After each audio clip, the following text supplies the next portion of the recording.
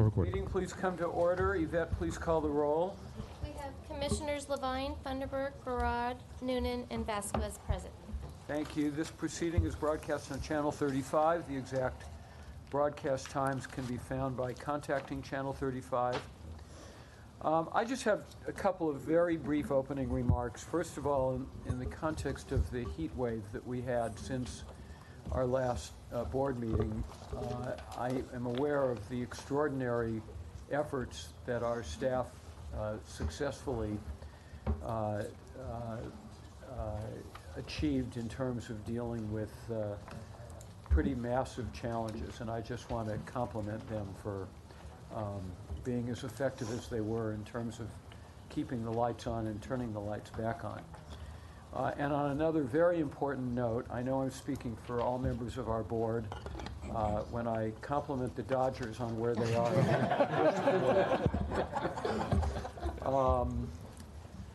With that, public comments. Do we have any public comment cards?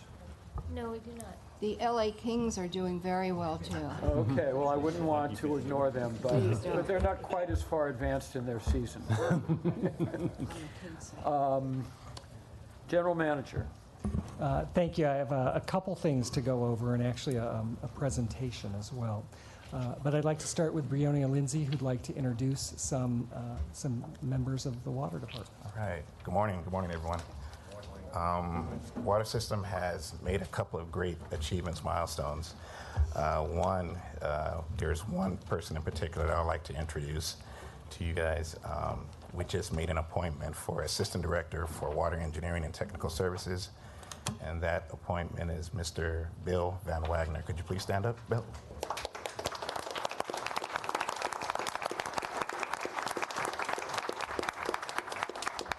And Mr.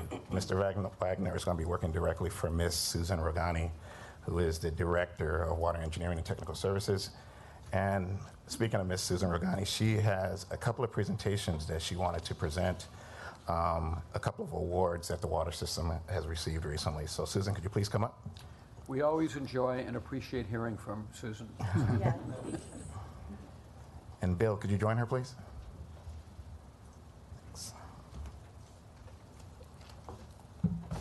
So today, I'd just like to say that we received some awards from the American Society of Civil Engineers. Actually, we received both the 2017 Outstanding Water Project and 2017 Outstanding Construction Project for our City Trunk Line South called Sequential Excavation Method Tunneling Project.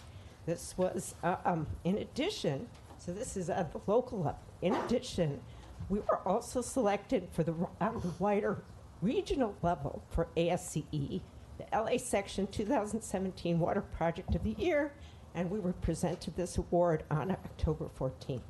So just so you know, the sequential excavation method was part of the City Trunk Line 4 South Tunnel project, which consisted of a portion of the tunnel, which we were recognized for, also for open cut, which distribution also replaced that part of the tunnel, that part of the trunk line.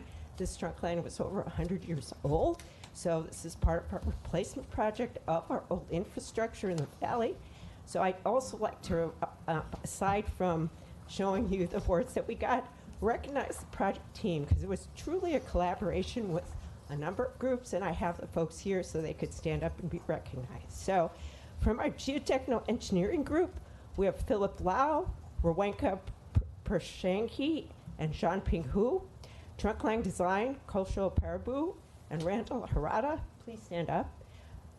Project Management, John Huynh and Christopher Muniz. Construction Management, Richard Carbajal, Manuel Longoria, and Ferris Boutros. Our planning group with Terrence McCarthy and Van Wynn.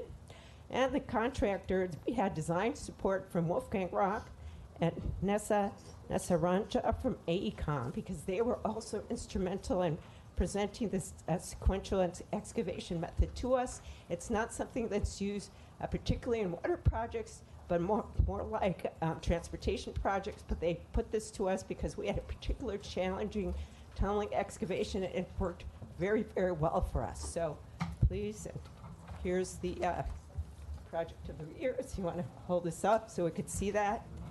Okay, outstanding construction project and outstanding water project. So please recognize yourself.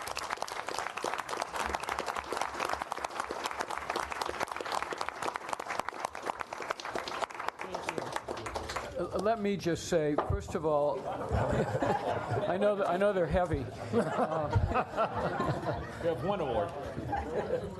I'm very, very glad that you made this presentation and introduced the diverse and extensive team.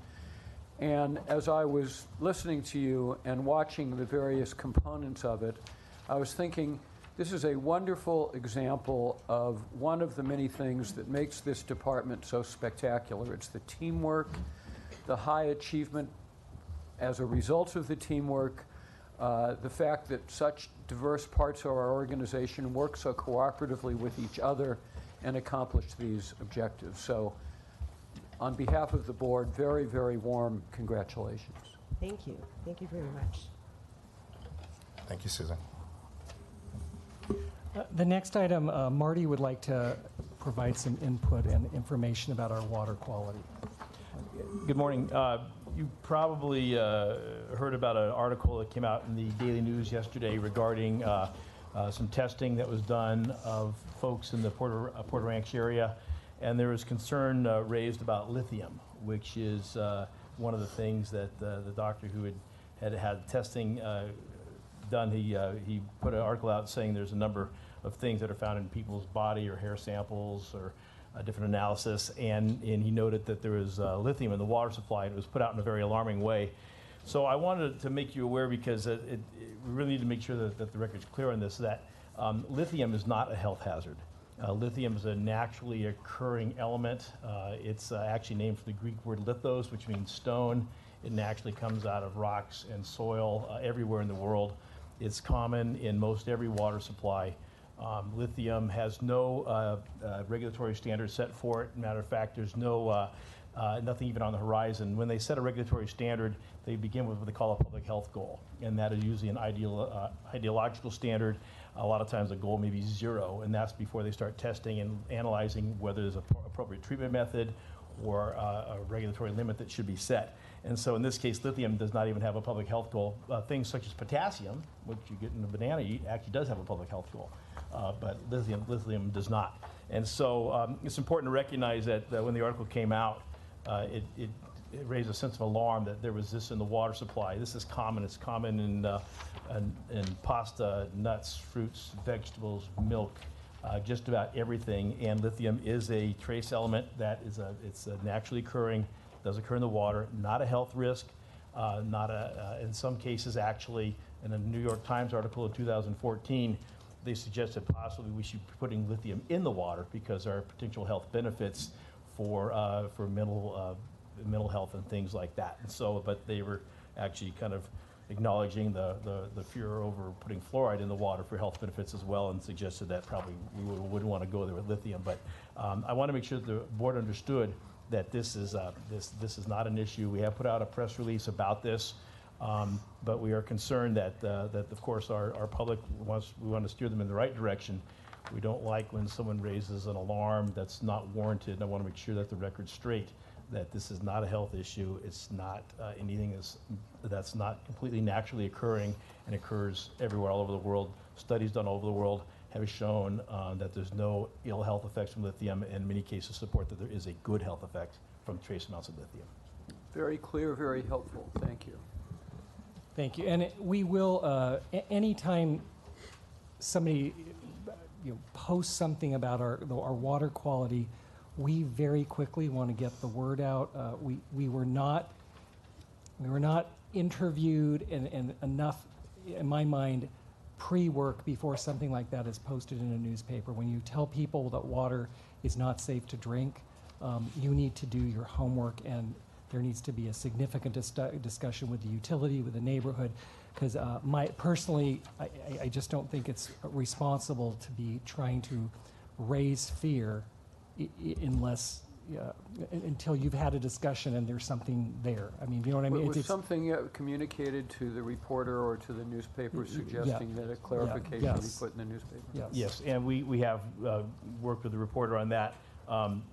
In the doctor interviewed said, well, he told us, you know, a couple days in advance. Well, a Thursday afternoon email with most people have gone on Friday doesn't really constitute much for an article on Saturday.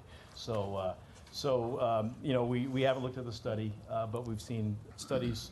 You know, the studies done by a reputable lab. We would not be surprised at all to find lithium in the water, since it's in water pretty much everywhere, and in considerably higher amounts than what we have a lot of times. Good. I do have a comment on this, because this strikes very close to my heart, and it seems to echo the scare that took place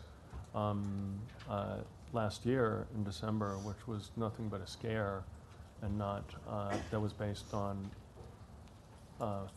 fake news, bad facts. And to me, the best validation is, as much as it's helpful for us to refute what's being said. I happen to have talked to a friend of mine at the State Water Board about this, and I think that it's equally incumbent on both the State Water Board that regulates drinking water and on OEHA, the Office of Environmental Health Hazard Assessment, that establishes thresholds for a list of 700 different chemicals, which I don't believe lithium is on in any meaningful way, to stand by us and stand beside us in refuting this. I take it very seriously when public health and the environment are being threatened and corrective action is called for. It needs to be taken. But in cases where it's incendiary, then I think that I would like to put you in touch with, if you need to, the appropriate people at those agencies to back us up. Thank you. The final item is I'd actually like to make a presentation, if I could, of one that I made yesterday to the mayor and all of the department heads in the city. It's called the Mayor's Cabinet, to go over what is my vision. This is what would be the first half of a presentation. I'll make the second half next week, and we'll have it for discussion. But because I made the presentation, in case you, I always like you to be informed and know what's out there. When I talk to 20 department heads and the mayor, it's probably good for the board to know what I shared before you hear something. So anyway, made this presentation. You know, we do strategic planning with mission, vision, value, goals, objectives. The vision that we have right now at DWP is by 2021, we'll be trusted and valued by our customers and recognized nationally and globally as a leader in innovation and environmental stewardship. Under that umbrella of the vision statement, I've come up with what I think are 6 main areas that are very important to me, very important when listening to you and our staff and the mayor and everybody, of what I think the most important things we should be focusing on over the next several years to meet that vision. Electrification of transportation, transition to 100% clean energy, groundwater cleanup and storage, customer-facing automation, which is a smart grid, local hiring and gender equity, and customer service excellence across all customer classes. Because of the time frame, I just went over 3, and I'll just do that today, and then we'll go over the other 3 at the next meeting. But I did want to start with the success. Our greenhouse gas levels, we are supposed to get by 2050 80% below the 1990 levels, and by 2030 40% below those levels. And I wanted you to know, last year we met the 2030 goal, so 14 years early, we have met the goal of 2030 greenhouse gas reductions. So staff has done a tremendous job on that, and we're well ahead. Kind of interesting, you can see if you look at 2020, kind of in the middle of the page, there's a downward spiral, 2025 to 27. That's when we get out of the last coal plant, and you can see, no, I'm sorry, that there's a reduction there. The state can easily monitor what are called stationary sources of greenhouse gases, which are like generators and factories and other things, but they have a real problem monitoring and regulating mobile sources, which are vehicles, because that's really a federal government area. And they can do some minimal things, but they can't do a lot. And the reason that the electrification of transportation is so important is that for every gasoline vehicle, an electric vehicle basically reduces greenhouse gas emissions by 75%. And what's more important, it doesn't only affect globally the reduction in greenhouse gases, it affects local air quality. So it's really important to me that we can transition to electric vehicles as quickly as possible and reduce the air quality, improve the air quality by reducing greenhouse gas emissions right here in the LA basin. As someone that grew up in this area and had to couldn't go out and play at recess because of smog, to me this is so important. We don't really have those smog days anymore where kids don't go outside, but they stand in my mind as something that we need to keep thinking about and improve air quality locally. So the way we do that, because we don't really have the regulatory stick like you do with stationary sources, we need the carrot, which is chargers. And the goal is to increase chargers for vehicles by tenfold in the next 5 years, going from 1,000 to 10,000. We are literally the only utility in California that's positioned to do this and do it quickly, because the investor-owned utilities and the other large muni SMUD doesn't have essentially the city, the planning, the building and safety, the electric utility, and everything that would be needed to do this quickly. So we can move forward with that, and this shows you us getting to that level. There's about 500 of those chargers, which are the fast chargers, which can charge a vehicle in 3 to 20 minutes. So if you have a small vehicle, I mean, literally 3 minutes, that's less than it takes to fill up gas in your car currently. And I'm sure the fast charging will, over time, get even faster for some of those 20-minute time frames. There's really no benefit to investor-owned utilities to put chargers in because they don't get a return on that investment. So if we can be the leader in this, we can hopefully change the way the state looks at this. But I will tell you, we need to get chargers throughout the state, because the last thing you want is to be able to drive your car to the LA city limits and then go, there's no chargers out there.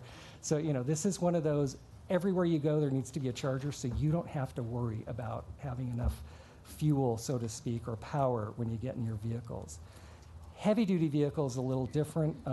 We are already working with Metro and the port on their electrification and clean air plan, but I've met already with the general manager of Southern California Edison and the chair of the California Air Resources Board to try and figure out how we can get electrification of heavy-duty vehicles, meaning the big trucks and goods movement, across our service area and Edison service area. Perfect first step is getting that goods from the port to kind of the Ontario area, where is the first big warehouse area. And imagine if you had a big charging station at the port and a big charging station in Ontario. These trucks could just go back and forth, charge up, and we'd significantly reduce greenhouse gas emissions. We are going to have to go over changing the entire way we do rates for this, because the current rate philosophy, not just with us, with Edison, with everybody, you build rates off a philosophy and it doesn't work for vehicle recharging. We've got to rethink that. And then another thing we need to think of is literally, do we want to own and operate the heavy-duty chargers at least? Because those are high voltage and we probably should. And I need to say, if we did switch out all the electric vehicles, our load would increase by 50%. So this is has a huge impact on our infrastructure, on our load, and it's a business. I say business opportunity because it's going to be there. That load will go up. Why don't we have some of the control over that? Dave, can I just ask you a quick question? And by the way, your pictures have been one picture behind. But my apologies. Some people have made the argument that because the load will increase, the use of electricity mitigates to a large extent the value of the electrification of the autos. Can you just address that? The emissions, imagine if we had the same number of cars out there. The emissions will go down by 75% if we're all electric versus where they are right now. So our emissions will increase, and that's the best segue I could ever have asked for that you didn't know about.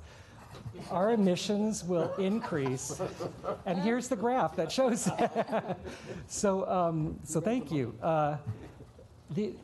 The problem that we have right now is we're limited to greenhouse gas emissions, and our emissions are going to increase if we take on these electric vehicles. But they'll be decreasing at a society level by 75%. So the second item on this page says we have got to work with state regulators and legislators to get the greenhouse gas credits we need to increase load because of electric vehicle. But overall in California, the greenhouse gas emissions are going to go down by 75%. And it's something that CARB hasn't quite been able to grasp over the last few years how to do this. The other is we need the state to truly offer incentives across every organization, every utility to put in chargers. And this just shows, imagine a flat line at the bottom is our current load. 700,000 vehicles changed out to electric is the blue line. And if all the vehicles in LA were changed out, the red line would essentially be our load and essentially green, the credits we'd need to carry that load. The next item is transitioning to 100% clean energy. That's just all the stack of the renewables that we'd need. Obviously, at the end of the day, we don't want any fossil fuels, but we've got 30 to 40 years that we have to transition. And we are going to need some natural gas, especially during that transitionary time, because we've got to keep the lights on as we're transitioning to 100% renewables. So as you know, we've got a stakeholder group that includes environmentalists, it includes regulatory staff, it includes academics, researchers, staff from the utility, business community. Everyone's gotten together. We're the first city that I know of, the first utility to figure out actually how can we get there? Not just a goal that nobody's really looked at, but truly how do we get to that level? How long is it going to take? How much is it going to cost? What are we going to need? When's the target date? There was a SB 100 which was saying we need to get to all renewables by 2045. Unless we do some things like this, that can't get done. And I will tell you on this group, even the National Renewable Energy Lab is like amazed at the aggressive forward thinking that DWP has to get this out there and figure out how we're going to do it.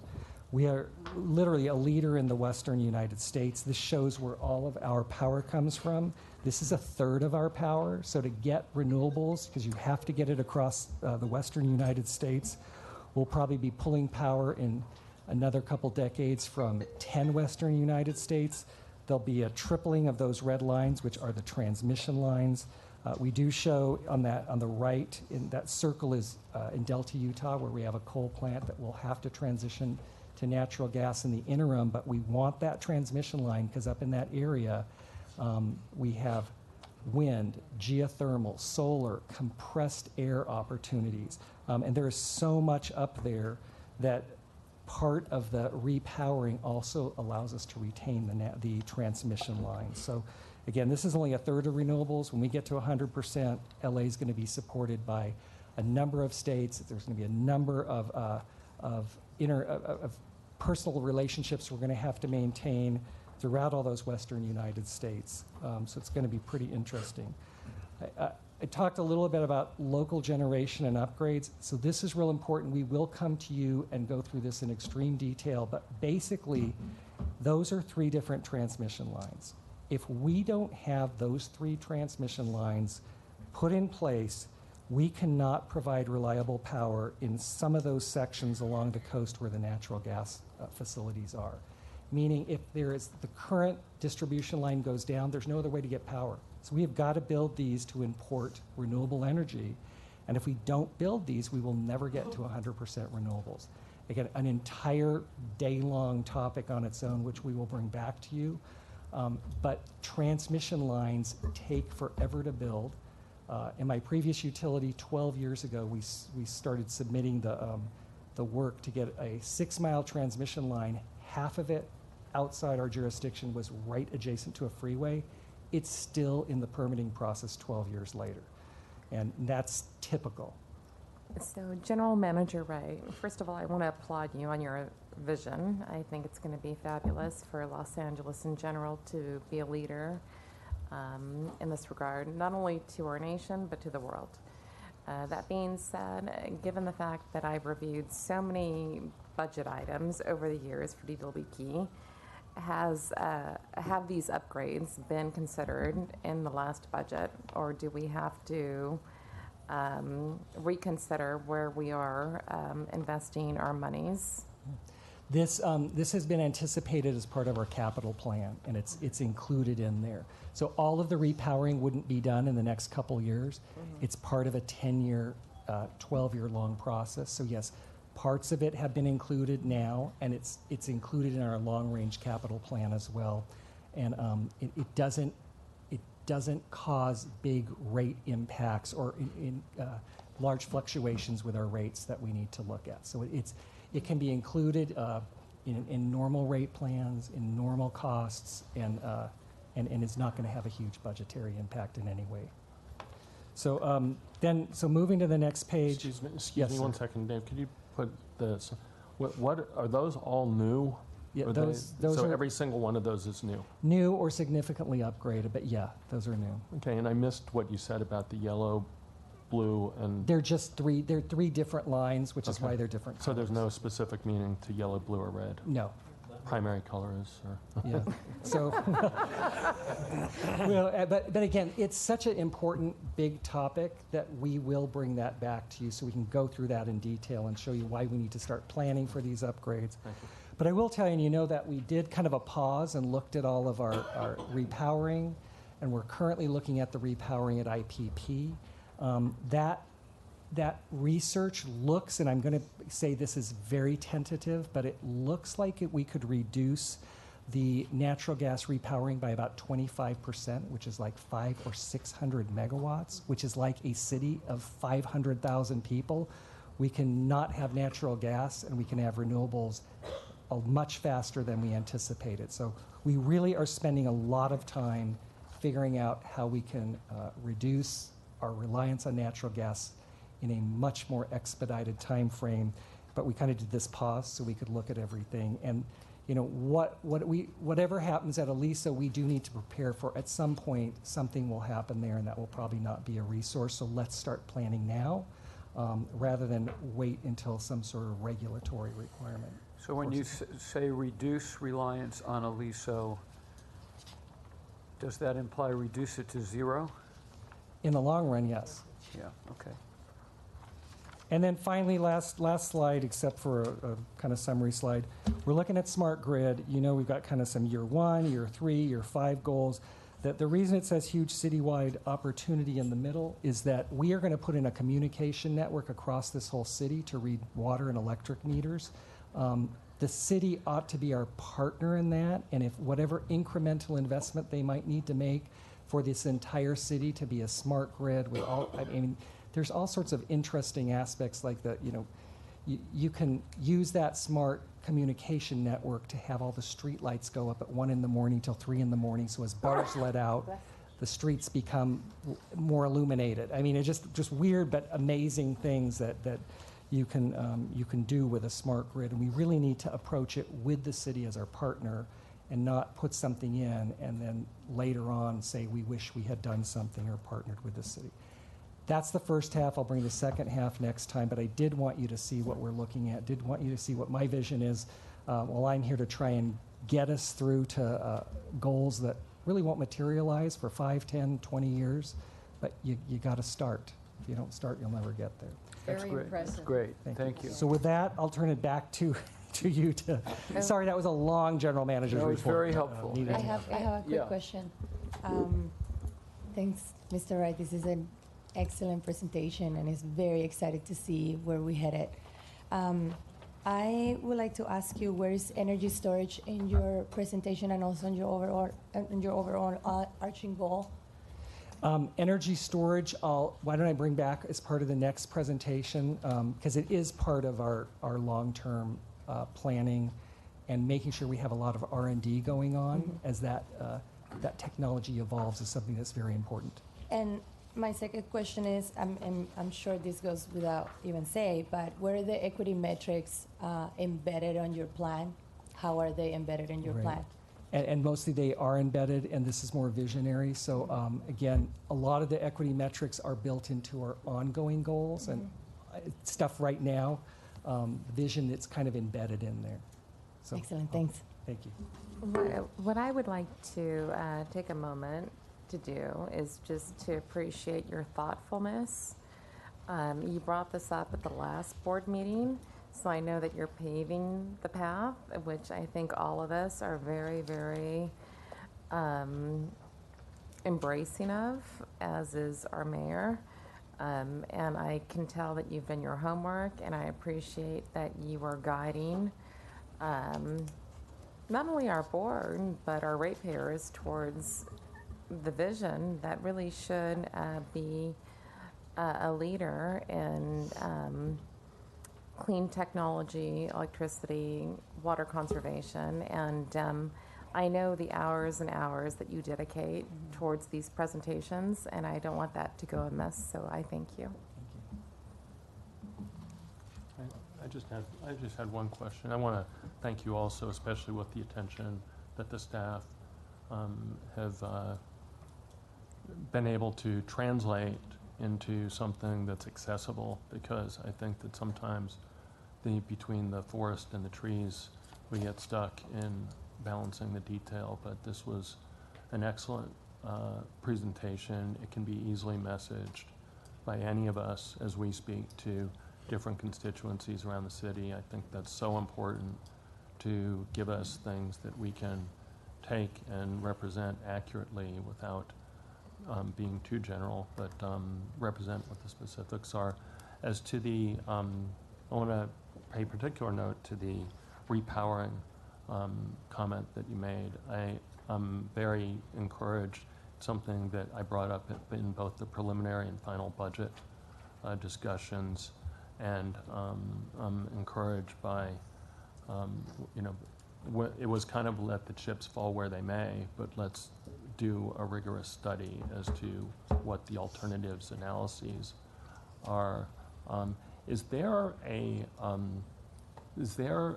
group of stakeholders, or is there a committee that's studying this, or is this being done entirely internally, the repowering issue? Right now, we have a independent third-party expert consultant that's doing that study, and then we'll bring that to us. We're providing all the information that they need, and staff is part of that process. But that independent, we very much wanted an independent view by an expert power consulting firm that knows the detail, is very capable, and they will provide that report back to us. We're again providing information, but it'll be an independent report that will then come forward, and it's probably 12 months away for that final. But when that is getting closer, we'll come to the board and ask, how would you like to get that information? Would you like it to come to a committee? Would you like to come to the board first and set up a committee? Kind of how would you like to receive the information as it gets closer? And are the external stakeholders providing input to this as well, or is this just entirely being done? Right now, it's because it's very technical. It's really the consulting firm that has the strong. They are going to come back with here's the technical reality, the physics, and we can then ask questions and then adjust. But they are coming forward with that.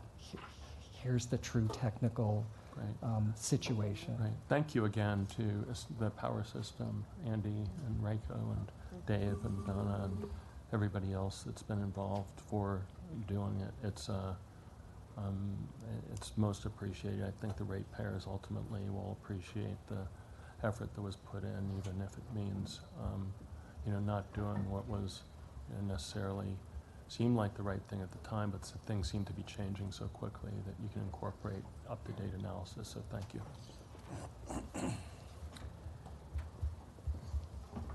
Comments from commissioners? I have a comment. Good morning, everyone. So I want to actually make two comments. I got the opportunity to visit the National Renewable Energy Lab, who we have been working with to develop our roadmap and plan to get to 100% renewables. This is allure to the comment and the presentation that Mr. Wright just presented to us. And I had the opportunity to present there with some of this stuff, and I want to thank so much Eric Montan, which I don't think he's here today, who was with me in Denver presenting and really trying to figure out how this is going to look like in a very strategic and realistic way. And I want to say that I'm beyond excited about the possibilities and very proud to be part of this board and all of the steps that we're taking to really be a leader on this arena and in this area. So I want to thank the staff for working so hard on this, and Mr. Wright for his leadership also on this subject. I have, my hopes are definitely up, and I'm excited to see what's to come also with the stakeholders meeting. I also had the opportunity last week to go to Bishop with Commissioner Noonan also, and also Richard from our water, and meet there with the tribes. And I also want to mention that this was a very exciting and enlightening meeting for me to go and talk to the tribes. I think that this is in the core values of our department to really take care and listen to the people of the Inyo area and just the Owens Valley. So I just wanted to report that we have really made some strides, and I think Commissioner Noonan can probably speak better than me on this. This was my first meeting with them, and I think that there is definitely a big sense of collaboration that is being ignited and born out of these meetings.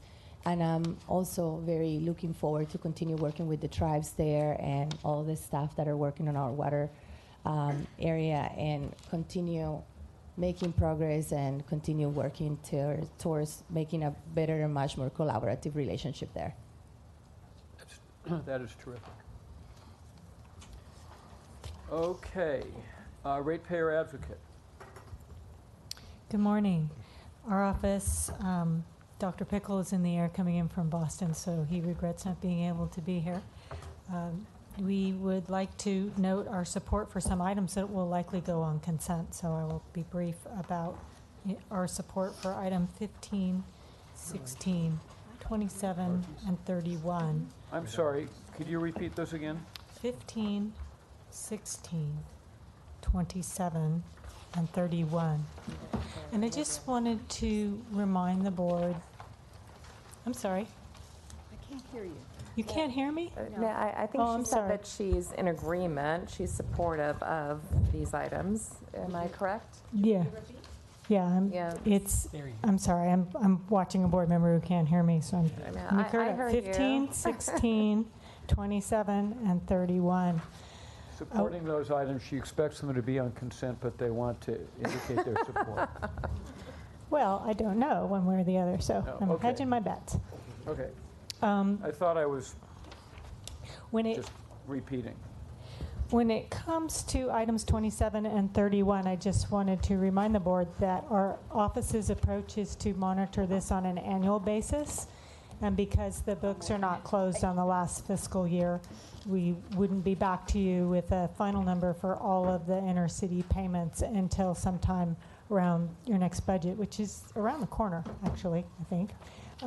It's being prepared. So we look at these individual items when it involves transactions with the city departments, but we also prefer to take a holistic look because the city and the department have large portfolios of projects, and some of them finish and some of them start, and trying to understand that in relationship of these cash flows requires a multi-year approach in our view.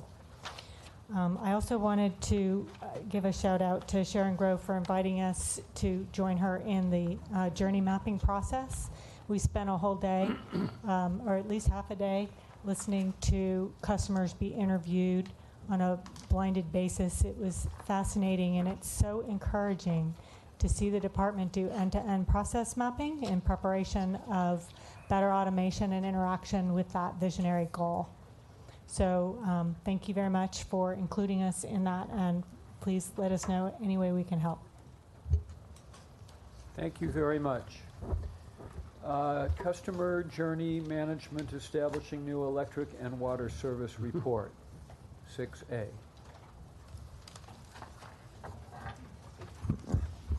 Just as a lead-in, you know how important, in fact, you saw as one of the vision statements to discuss next time, customer service is to me and this department. And Marty and Sharon are going to discuss what's called journey mapping. We're looking at all different approaches and ways that we provide service to customers to make it better, more effective, more efficient. And Sharon has been instrumental in this, and she and Marty will provide some good feedback and information on what's going on. Good morning. It's nice to have the old view back here. So, I'm going to take care of the easy part and let Sharon do all the work. But we wanted to brief you this morning. You know, the customer services is really underlying everything we're doing these days, and we're trying to make sure that we're focused more on the customer rather than on ourselves, because certainly a customer is why we're here, and it's the sole purpose for our existence. So we are in the process of looking at different processes in the department and trying to find ways that they can be more beneficial to the customer and to take a different focus on how we approach our work. When we began this project, Joe Avila, who my staff, was kind of wade through the process of getting a new water electric service, and he came to my office. He goes, my gosh, it was like an Easter egg hunt, and you know, trying to follow the process. And we realized that we need to be more transparent, more clear up front for customers for what they should expect, how to tell where they are in the process. We have a tremendous team of professionals who do excellent work at their jobs. The hardest part is correcting the process between those individuals to make sure that the handoffs are good and that the work is continuous and there's good flow, and that we all understand you know, where the projects are at any particular time. One of the things that you know, that we look at in this is providing things like checklists and things on the website and things that customers can look to really help them negotiate the process. Because when the customer's frustrated, our staff also is being frustrated, because we have a lot of calls that come in. People are trying to get the work done. Yeah, even things such as terminology, we talk about customer backlog. And it really is not a customer backlog. What it is a customer process. And it takes a number of days to get through the process, but work doesn't sit when it's in our hands. But it's important to know where that work is at all times, whether it's at an office here in the department or at an office maybe at City Hall with Building and Safety or DOT or the Bureau of Engineering. So there's a lot of parties involved. We want to make sure that we looked at the whole issue to come up with a holistic solution. Next slide. So when this began, you know, we started our whole mission statement about the department and how we're focusing on our customers. We have the Customer Bill of Rights, which also makes promises to improve our service level and to be ready to install new water and electric services as quickly as possible. Councilmember O'Farrell had a motion at City Council talking specifically about the importance of stitching together the process citywide to make sure that we're supporting the economy and the growth in the city, and there's a lot going on right now. And then most importantly, for me, this ended up with an email between Mel and I on a weekend when he received some calls from someone trying to get a project done, and we had a hard time trying to find out where that project was. It was an electrical service hookup. At the end of our work, Mel, you made the comment to me, she said, I hope this isn't the way this normally goes. And my only thing I'd say back is, I sure hope it's not. And the question was, how does it normally go? And those concerns got us looking at, well, let's take a simple process.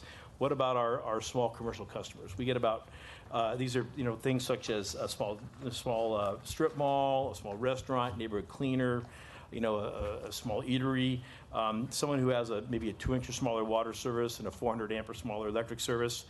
We do about 5,400 water projects a year along these lines. About 200 calls a day come in from customers. On the power side, about 43,000 jobs along these lines a year, and that's about 400 calls a day come in. And so this is a big area of business for us. Supporting this level area of the economy is an important aspect for us. Next slide. We did put together a team to do this. I'd like to introduce the folks that are here today. So if you could stand, Joe Avila, Rudy Monroy, Bill Punches, I think he's on vacation today, Liz Gonzalez, Hugo Torres, Sir Lord Morse, and Brian Lynch. These folks were all the team. These folks. So, these are the people who have to live with the process day in and day out and serve our customers. And so they have every interest in the world to help their job become more effective and better. And so they worked for months on this, working with our customers. We actually, if you could hit the next slide.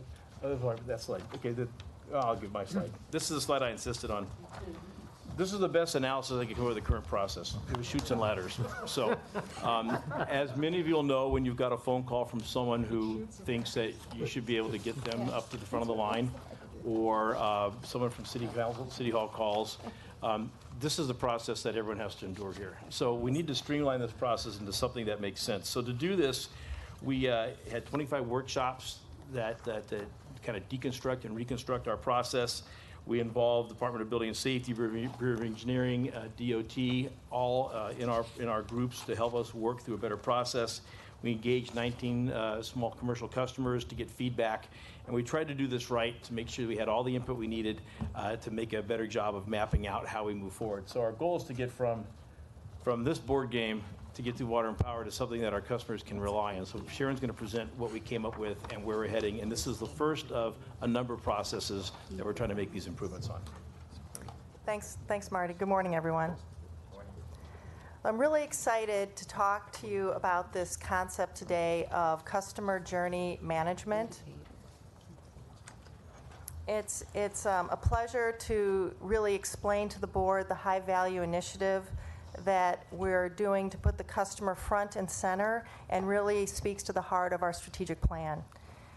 The approach we've undertaken is referred to, as I said, customer journey management, and it differs from the more traditional business process approach by mapping exactly what the customer is experiencing in each step of the engagement. It's really walking in the customer's shoes and viewing the process through their eyes. Using a theater analogy, one might think of the business process work as the backstage, like the lighting, the props, etc.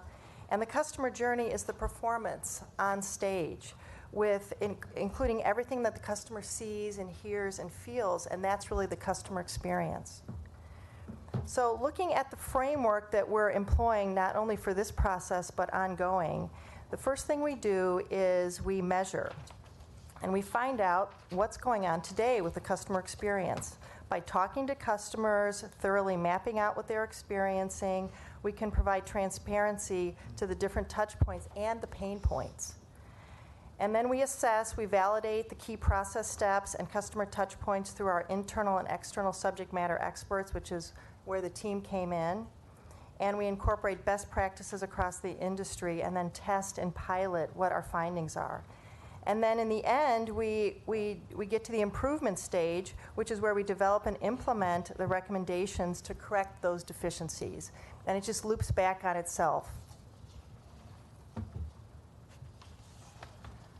So a key tool that we use in the customer journey management process is called the journey map, to which Dave referred. This is a tool that really helps us understand the full experience. Now, this is only a piece of a customer journey map. And in this particular example, we see both a piece of the water new business process and the power new business process. There are many differences in this process, but we're striving to bring alignment and consistency to the experience, which is the key to our customers. As mentioned before, these journey maps were initially constructed through the efforts of our internal teams with 25 different sessions. And you'll notice that the maps use different colors to reference outside agencies. Representatives from these agencies both contributed to and reviewed in detail these maps. It's important to note that the department, the city agencies, and the customer must collaborate for success, as all play a key role in the end-to-end process. It's a process that must be followed sequentially in this particular case, primarily for safety reasons. When there's a delay upstream, it impacts the completion date, as we cannot work ahead on other tasks. This makes the partnership very important. Finally, we brought in customers, as Camden alluded to talk to them behind a screen to validate these process steps and their true pain points. And as you can see, the ball is not always in our court. To give you some idea of how extensive these customer journey maps can be, here's the complete end-to-end new business customer journey, customer experience in the power system. From the detailed journey map, we can identify transactional steps where the journey is positive and negative. We can identify specific opportunities or pain points, and we can see both the difficult path and the happy path throughout the journey. It's important to note here, though, that the work is getting accomplished. You'll recall the staggering number of jobs that Marty shared in his remarks, a total of almost 50,000 jobs a year that are getting done. However, we have to acknowledge that work is not always accomplished with the highest degree of efficiency and effectiveness and does not fully encompass the superior customer experience we want to deliver. There are many ways to diagram the customer journey, but we found that this particular format worked well for us and our external partners. And here's what we found. Our small commercial customers were passionate and outspoken, which is not a surprise. They were highly engaged and aligned around 4 primary themes. Confusion.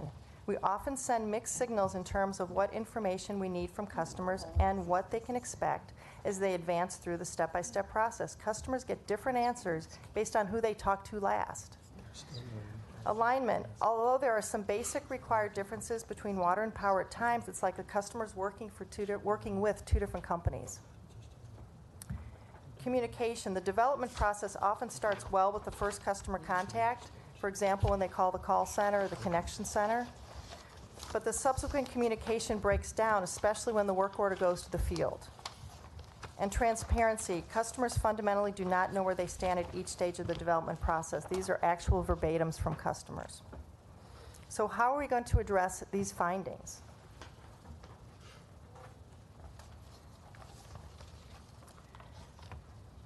It would be challenging to tackle everything at once, but we can do a lot of good right away. Therefore, we've developed an improvement roadmap, essentially a step-by-step plan that helps prioritize our efforts, ensure we can achieve early success, and build momentum toward the more substantial, challenging, and resource-intensive improvement steps. We've bracketed them into 3, Phase 1, Phase 2, and Phase 3. Phase 1 has things such as relabel our service as Connection Center instead of having 2 different names, launch a customer checklist, as Marty mentioned, among other things. And then the Phase 2 improvements require a targeted policy and operational changes that will address key steps in the customer journey, from how they initiate a project to how they initiate a service. For example, to align a collection of fees and extend payment options that requires working across departments, the water system, power system, customer service division, and FSO, and with other vendors such as banks, credit card companies, et cetera. And then the Phase 3 improvements will require significant system enhancements, and primarily those would happen in our work management systems. A near-term improvement opportunity that's already underway, it's very exciting, the team is very excited about it, is to simplify the customer search for key information to get a project started, to make sure they are in the right place and on the right track. Or as Marty said, let's not send our customers on an Easter egg hunt. We are also adapting our language to talk in their terms, not in utility speak. And we looked at best practices from top performers in the utility industry and other service providers to adapt our existing web preference into a better customer experience. This example illustrates a simple, low-effort customer approach we seek to improve the overall customer experience. We could have an option for customers to choose building and renovation instead of the currently confusing start a new service, which doesn't properly differentiate whether you want to sign up for a new account versus construct a new addition. In addition, the checklist describes the whole process to the customer at the beginning instead of the learn-as-you-go model we have now, so customers will no longer have to figure out what they're supposed to do next. Though this example may change somewhat, it's largely based on customer feedback, and it's one of the valuable foundational steps to helping our customers get on the right path when completing or renovating a project.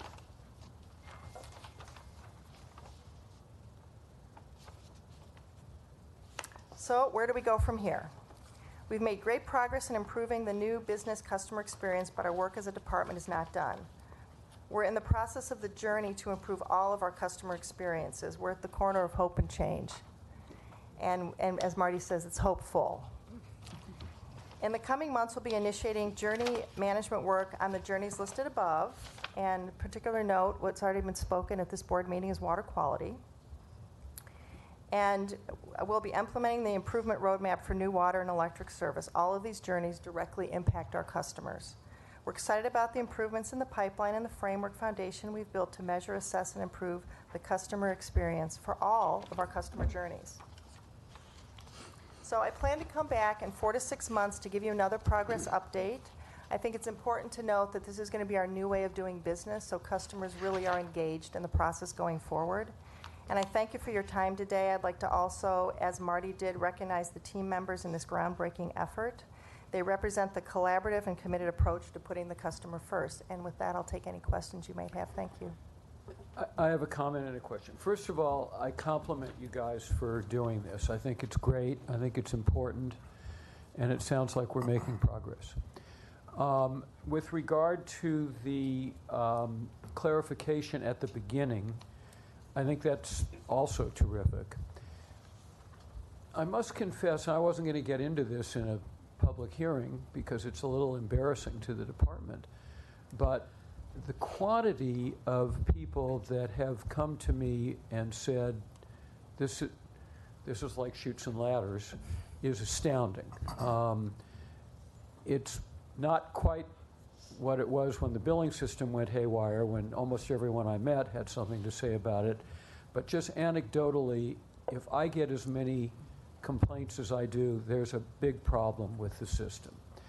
And it's not always at the beginning, and this is one of the things I'm concerned about. Often I hear, we had a good start, but when we get in the middle of it, people say it's going to take 6 weeks to go to the next step. And I'm right around the corner, I only need one more thing, and then I can't get anyone on the phone, and when I get someone on the phone, they say, sorry, you're last in the queue, and we can't do the next thing.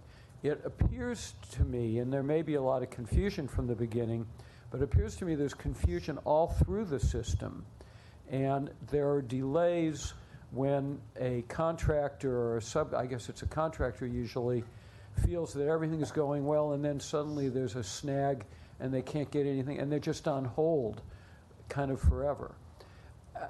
I don't know enough about how these things work, but I do know enough about when I hear this as often as I have from so many disparate sources, there are real problems in the process, not just at the beginning. I think you're correct, and this is one of the reasons that we engage also the other city agencies that deal with our customers, because there are certain things that are in our control, certain things that are out of our control. The handoff between steps is very important, and also making sure that customers understand up front, and that's one reason we're developing the checklist, so they have an expectation of what's expected of them, where things are in the process, and give them the ability to follow their job through the process. There are a lot of times that we're waiting on a sign-off from building and safety, and a lot of times they're waiting for the electrical contractor to do work or inspector to sign off.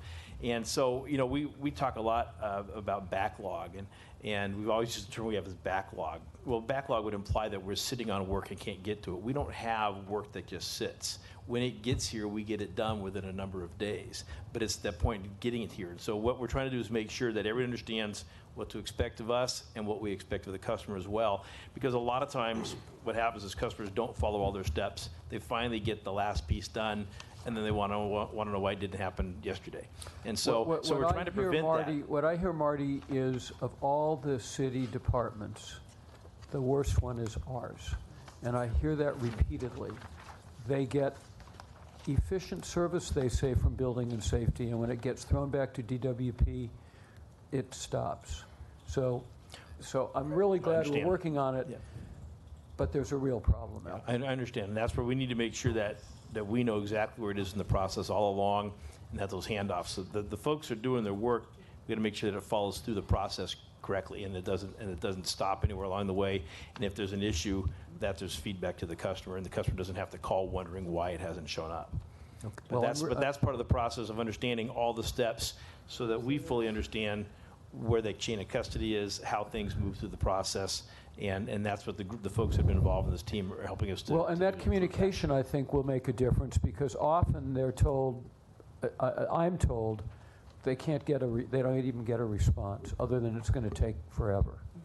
Right. So we're trying I'm to cure that as I'm part glad of it. we're focusing on it. Yeah, they're trying to cure that as part of it. And I think when we get the front end rolled out with the customers and be able to see the checklist and have the map laid out, that initially will make a big difference right away. Good. Would you please No, go ahead, then first. I'll- No.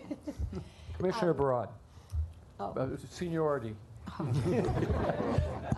It was very well phrased. Well, I mean seniority in terms of tenure on the commission. Okay, I understood that. Just to clarify. Good comment. I commend you on all the work. I mean, it's obvious there's a lot of work. And Sharon, you've been great. I mean, I've called you many times with people who call me in frustration, and you've taken care of it. I wanted to speak about page 7, the detailed customer journey map for power.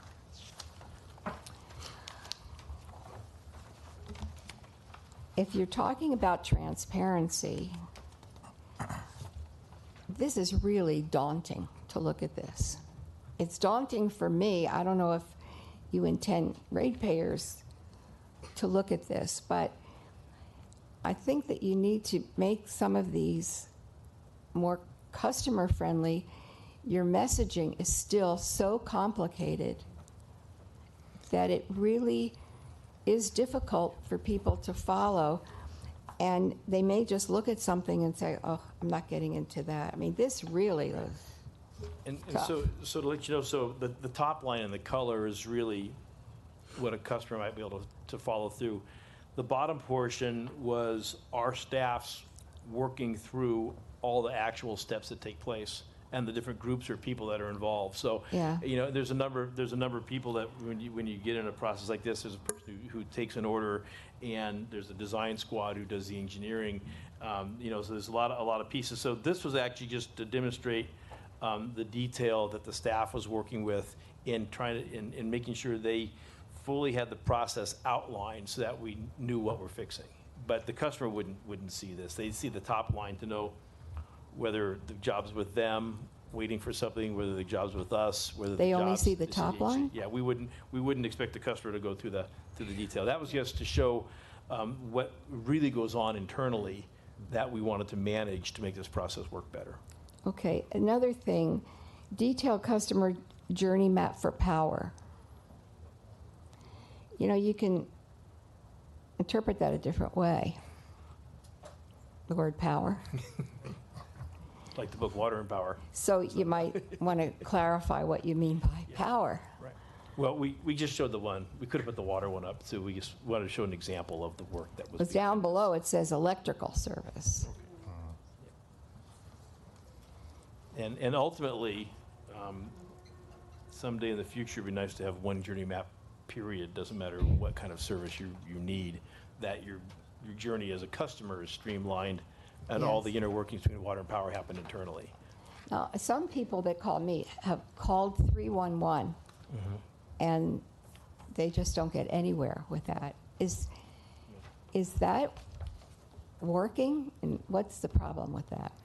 So 311 is the number that it's for the city of LA, and that is meant to be, in some cases, more like a call distributor. They'll call and say, there's a street light out, or I have a crack in my sidewalk, and then, or I even have a power outage, and those will get the 311 call center will route those calls to us to problem solve. So depending on where the question comes in through the 311 system, we do get the DWP-related calls. Because there seems to be some kind of a glitch in that, because I've heard that from several people, that they just, either they can't get through, but they're not getting any satisfaction with calling 311.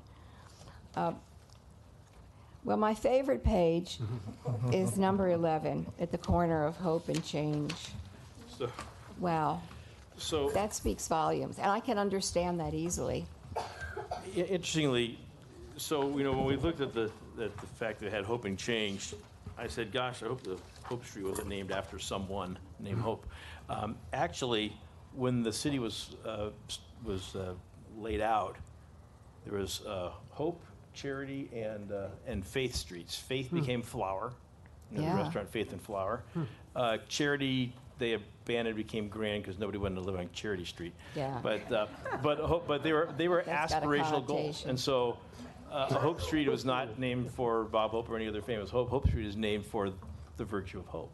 And so we are hopeful, and everything we're doing is, so when we're at the corner of hoping change, we mean it in an aspirational way. So. Yes. Page 9, relabel as connection center. What are you relabeling? So, we just have a lot of different labels for things on the website to call. Is it a new business connection, new water connection? We say, do you want to do some sort of a renovation? And so we're calling what these contractors want to do about 5 different things on our website. And so we're trying to find one term so that everybody knows how to navigate and get the information they need to find the checklist. For example, right now, they don't even know whether to go into the residential side or the commercial side of our website. It's very confusing. So we're really trying to work through You're that. fixing that? Are you fixing that? Yes, we are. Yeah. Yes, we are. Okay. Yeah. So this is if you want your power or your water connected? Is that what this means, connection center? No, this is if you are, this is if you're seeking to do a new service or do construction. A building you need a new or connection. Right. building or a renovation. And right now, it says start new service or new service connection, and then people are confused. Am I a college student wanting to sign up for a new DWP account, or is this where a contractor presses to get access to the checklist? So we're trying to really make that very obvious. So they can click it on right away. Okay. Thank you very much. I just would hope that you would simplify some of. Right. Well, that's Some part of of it. Well, this. some of what we showed you is what's going on internally, Yeah. which ideally is Might completely make it transparent to easier internally for staff to follow. Well, for our sake, it was an issue of making sure that we had all the steps included. Yes. Because when we went through this, we wanted to deconstruct the process entirely to make sure we knew who was handling what at what point and how work transitioned from point to point to point, and how it got handed to other agencies, how it got handed back to the department. Because it's not the folks doing the work, it's the handoffs and the knowing that this is in your bucket now, and then it goes to someone else's bucket.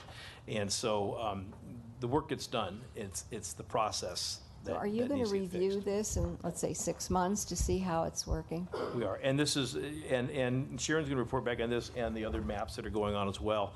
But this is, we are instituting changes right now, but it'll continue to change as this grows. We're not going to wait for one whole package deal. We're starting to make the upfront improvements right good. now and implement the changes. So it is a continual progression.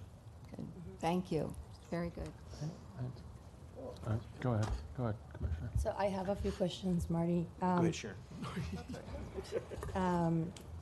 So when a customer has an issue, take me through the process and how this plan that you're proposing is going to enhance and make better the experience that a customer has when they have a problem. You want to go? How is this different to what we're doing right now? That's okay.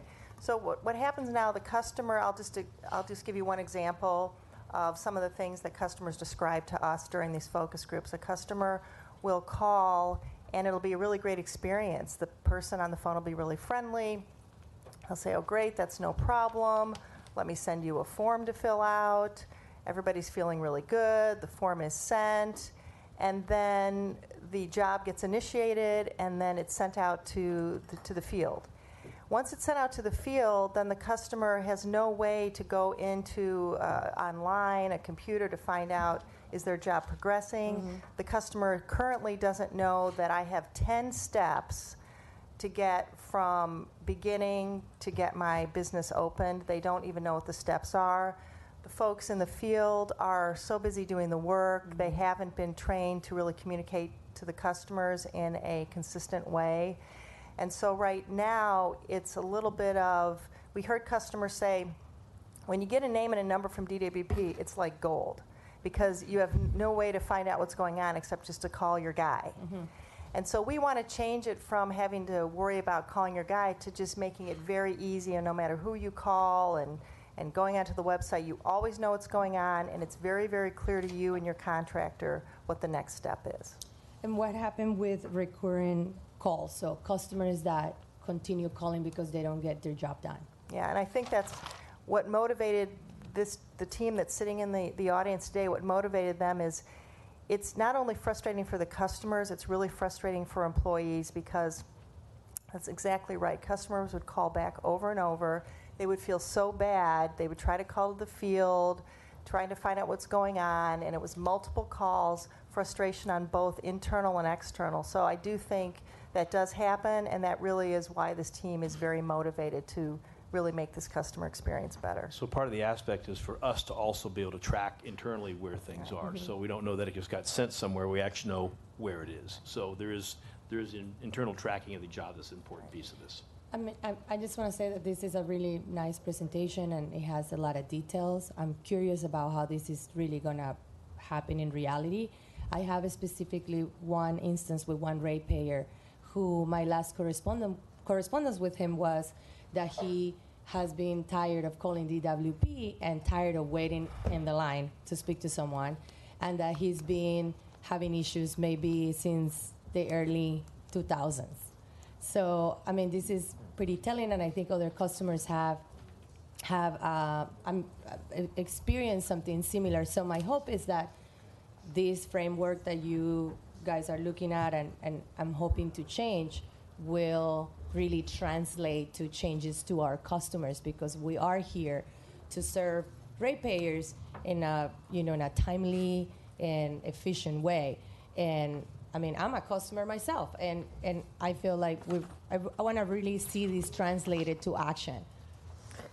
Respectfully, Commissioner Vasquez, having served on this board for over, I don't even know, I can't count, 100 years. I can give you the history, and I will tell you, before General Manager Wright was nominated and appointed to be the general manager of this department, that was his passion. We saw what his next passion is, which I think we all embrace. But his previous passion was improving customer service, and he made that happen, and he made it happen drastically within 2 years. So prior to today's board meeting, years ago, there would be people on hold for 40 minutes, and they were driving all the way from their homes saying it's unacceptable that, I can't get through and get this problem solved. Not only has General Manager Wright addressed those issues, but I also have to give credit to our president, Mel Levine, because even though at times we do not respond to public comment, we make note of it and we usually address it.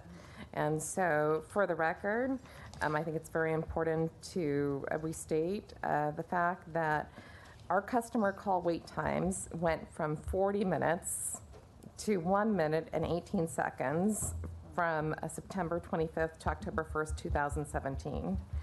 And not only are calls being addressed right away, but action is being instigated. And for that, I think we have to commend our general manager and the president of our board. I'm going to jump in and say thank you, but it's Sharon's staff who are answering those phones so quickly and so effectively. So I want to put credit where it's due. Thank you, Sharon. Yeah, absolutely. Commissioner Thunder. So I love the title. When I saw Journey, since Commissioner Broad is into double entendres in this particular presentation, I thought about, as when we came on as Mayor Garcetti's appointees, we had a lot of hope for immediate change, but we knew that things couldn't happen immediately. Getting back to basics was the first thing. Those are the boring things. They're not sexy. They don't have flash. That's been done. It's still being done. Underinvestment in our infrastructure for 20 years, and we still manage to power through this. So I want to commend everybody for the work that you've done with the leadership of Dave, even Dave's predecessors and predecessor boards. They've worked with what they had with extreme financial constraints.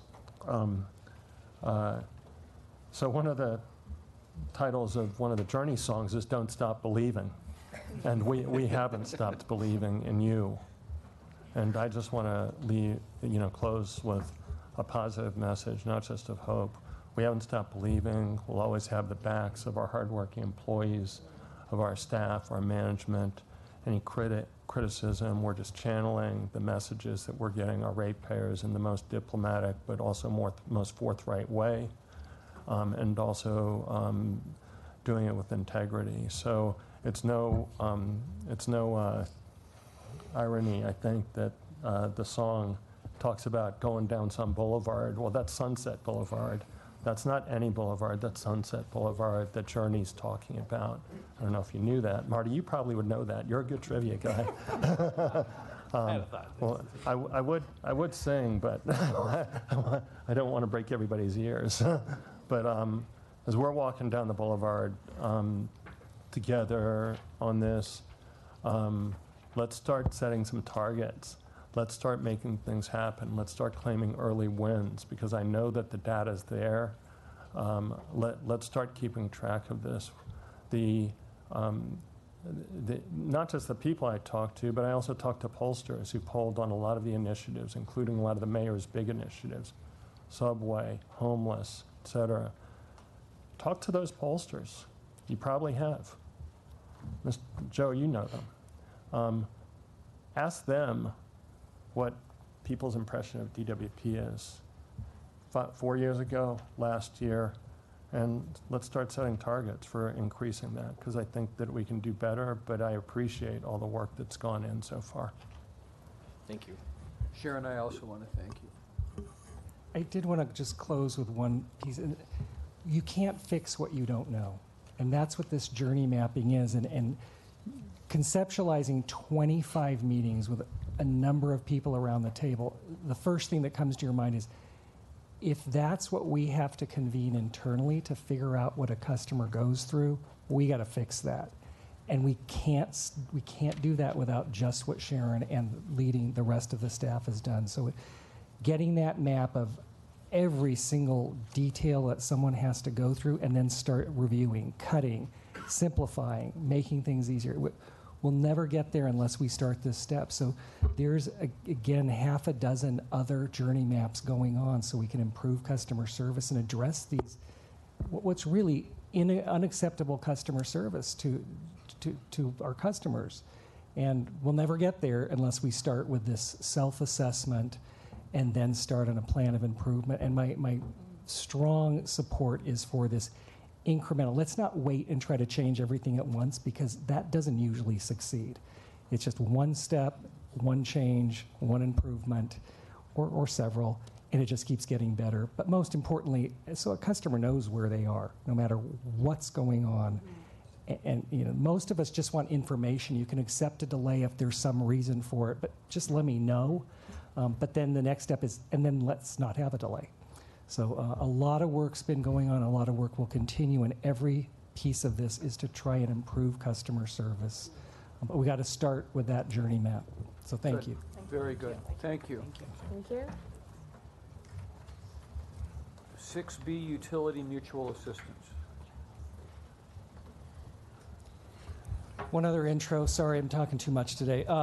When we've had disasters, several in the United States over the last few months, the outpouring of desire to help is so phenomenal to me and to staff that we really wanted to go through the details of what happens, what goes on, and where we're at and the process so that you're aware of that. So Chris will go ahead and lead that. Thank you. Good morning, everybody. With me, I'd like to introduce Lisa Hayes, also is with me as a staff member from my office, and she is in the Office of Emergency Management. Both of our systems, both the power system and the water system, work in the field under some auspices at some times during emergencies in mutual assistance. We do this at the regional level and at the state level, and we do this at the national level. Chris, lift the mic. Thank you. And so how how does this work? It's actually a simple process, but sometimes misunderstood. We see a utility that's impacted by a disaster. That impacted utility will make a request for assistance, and then they'll make the request for assistance in writing. And this is very important to us, and you'll see as we discuss this how important that is to our organization. As a request comes in writing, the impacted utility will then agree to compensate the utilities that are coming to its assistance. The providing assistance is at our discretion. So we could get something in from another utility after disaster, and we could say to ourselves, we can't do that, or we shouldn't do that, or this is too dangerous for our employees. And so we have the choice. Just because we have compacts with other utilities doesn't mean that we have to go. We can sit back and strategically plan and say yes or no to that. So it's voluntary. And I think that's an important aspect of this also. The aiding utility... Excuse me, who ultimately decides? Well, each system has someone, and so... But is it our general manager? Is it the mayor? Who ultimately decides on each situation? It is. It's our general manager. And those will filter up from the heads of each system to the general manager, and he'll make a final decision. So the aiding utility will submit an invoice after they have come and gone, and they will be then reimbursed as it was already agreed upon what they'll be reimbursed for. And so when they get back, they will submit their invoice for things such as labor, equipment, transportation, meals, and lodging. So the importance of these established protocols, it pulls at our heartstrings when we see things in Florida, and it pulls at our heartstrings when we see the devastation in Puerto Rico, and we immediately say, from our own humanity, let's go. We have the skill sets, we have the people who want to go, we have a great organization, we should go. But if we don't follow the process and we don't get things in writing, then we leave ourselves in jeopardy. And so employee safety is very important to all of us. By the established protocols, we get everything in writing. We can assure housing and food, equipment, and most importantly, agreed upon mission.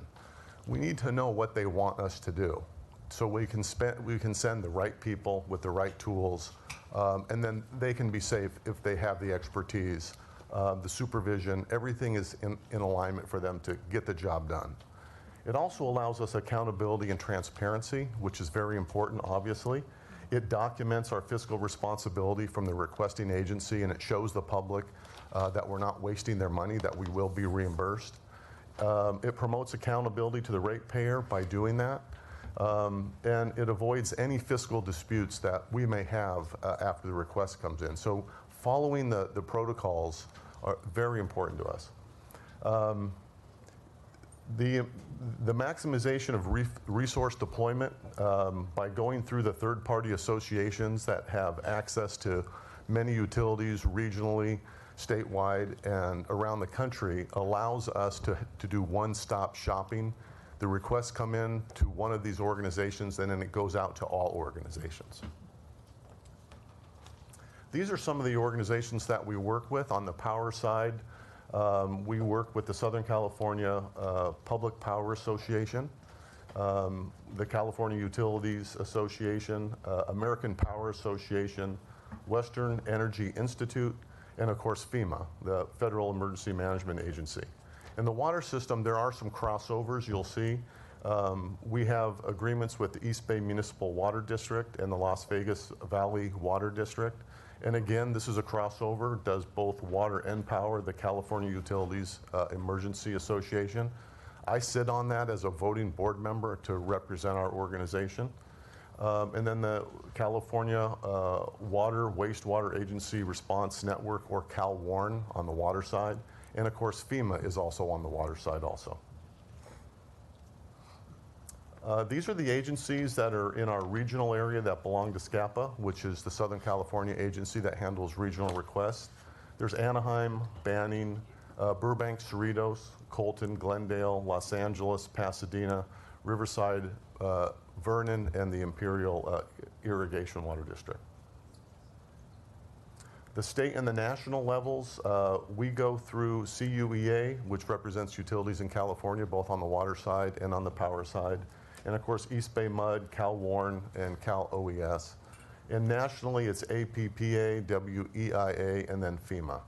May I interrupt for a second? Because I think it would be a very, very difficult position to be in your shoes right now. So there's demands, you know, there's hurricanes, Puerto Rico, there's fires up north affecting California lands, Southern California lands right now. When we flew back from Bishop, we could see the smoke just covering the Owens Valley. So how do you prioritize where to give help? And are we using water from our reservoirs to try and help diminish the fires that are occurring up north? So when a request comes in, first, pretty much unless we have our own disaster here, we make the offer. Please consider us as you're looking for the help. When you're in the position as of the agency that needs assistance, because you legally, like LA legally can't just provide system without some sort of reimbursement. So you start going through that process. The agency is asking the assistance usually starts looking geographically, who's the closest, and then they pull those. So like in Florida or Puerto Rico, they're pulling the southeastern United States, and then the northeastern United States. Then we'll go to the Midwest. But we provide the offer of we're ready to help. Right now, we haven't been asked to go to the southeastern United States. The offer's there, but there's not been the request, and they know we're ready to come. We look at how many crews we have available, and we'll say, and usually it's in the size of maybe 5 or 6 crews, and then that's the maximum we can send. Again, we haven't been asked to go to the southeastern United States. We have made the offer to go to Northern California. I wouldn't be surprised if we are asked to go up there, but they're not quite ready. PG&E is going to have to assess what's going on up there. We also made the offer to Edison when there were the fires out kind of by the canyon with Anaheim and Irvine, that area. They have also said thank you, but they don't need it at this point. But we do look at where, and it's kind of been a balance so far. The places farther away have said we're not ready, or we probably won't be requesting help because it's too far away. The utilities that are in California aren't ready for us, but we will end up looking at what do we need here first, and then what can we free up. And then we ask for volunteers. We don't force anybody to leave their families in town for 2 and 3 weeks. And we also let them know what's going on. Like right now, the crews that are in Puerto Rico are being protected by armed guards. So we would let our staff know, if you're going to go there, understand this is the environment, because it's still a disaster area. So there is some juggling, and so far things have been sequential, and so far we haven't been asked, but the offers are out there, and the organizations and utilities will let us know if and when they need help. Well, I'm very proud to be affiliated with your leadership, and I appreciate the updates that you've provided relating to Puerto Rico. I really do. A little more detail on Florida. Our power system was in talks with them in the recent hurricanes. Ultimately, the request never came for us to go. As the general manager stated, they used local entities, but we were in talks. There was discussion, but ultimately they didn't make the request for our assistance. There are some recent deployments, just as examples, on the power system, which was back in January. The request for assistance came from PG&E to us, and we sent 5 crews, which were 5 linemen each, and then 2 superintendents. I think their deployment was about 4 or 5 days, and then they returned and we finished the process, and the reimbursements were made for that deployment. And on the water system, January 6th of this year, they made a request through a regional assistance request to the city of Pasadena, which had a no-des truck filtration system and drivers that we used in a neighborhood. The no-des truck is a system that cleans water through velocity and can be used very quickly. We didn't have that ability, but Pasadena came and assisted us and did that.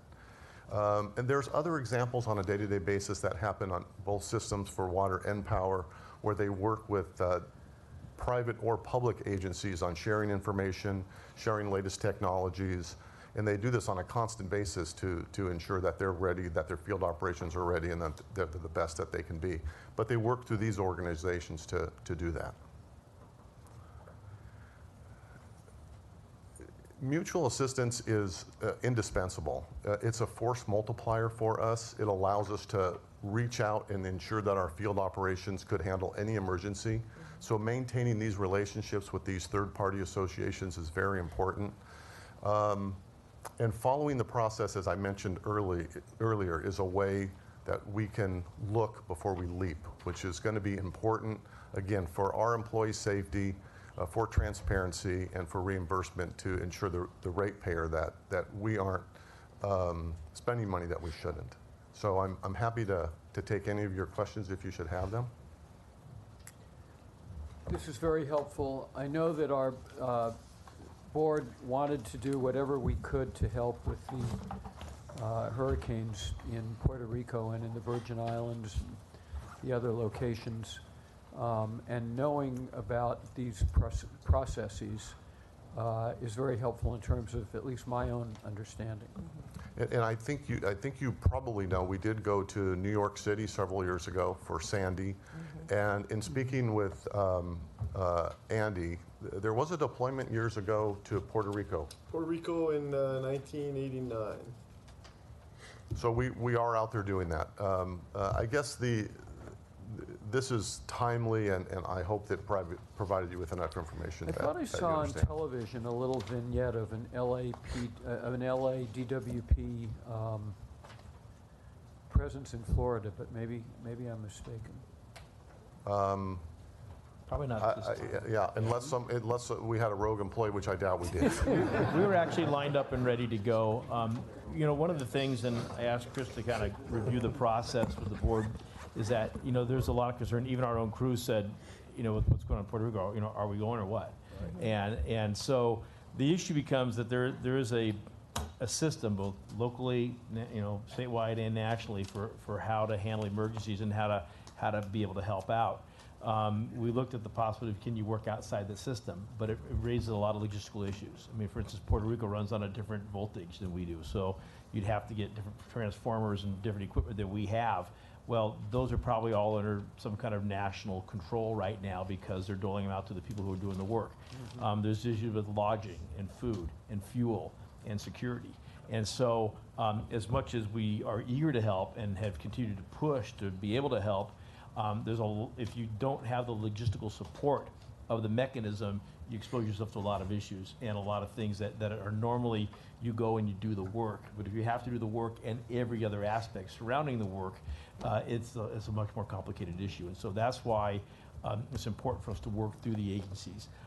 In Brionia's shop, in the water system, they didn't have near the structure that the power system did, but we know that in a major earthquake, East Bay Mud is situated like us, as is Las Vegas Valley Water Authority. And so we actually have come up with common language, common equipment, work together to make sure that when you ask for something, you know what you're going to get and how it's going to work.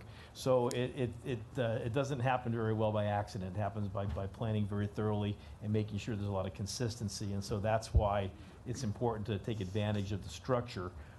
It's unfortunate that we're geographically removed, as Dave said, from where the biggest problems are. But we have repeatedly made offers and said that we're ready and we're available.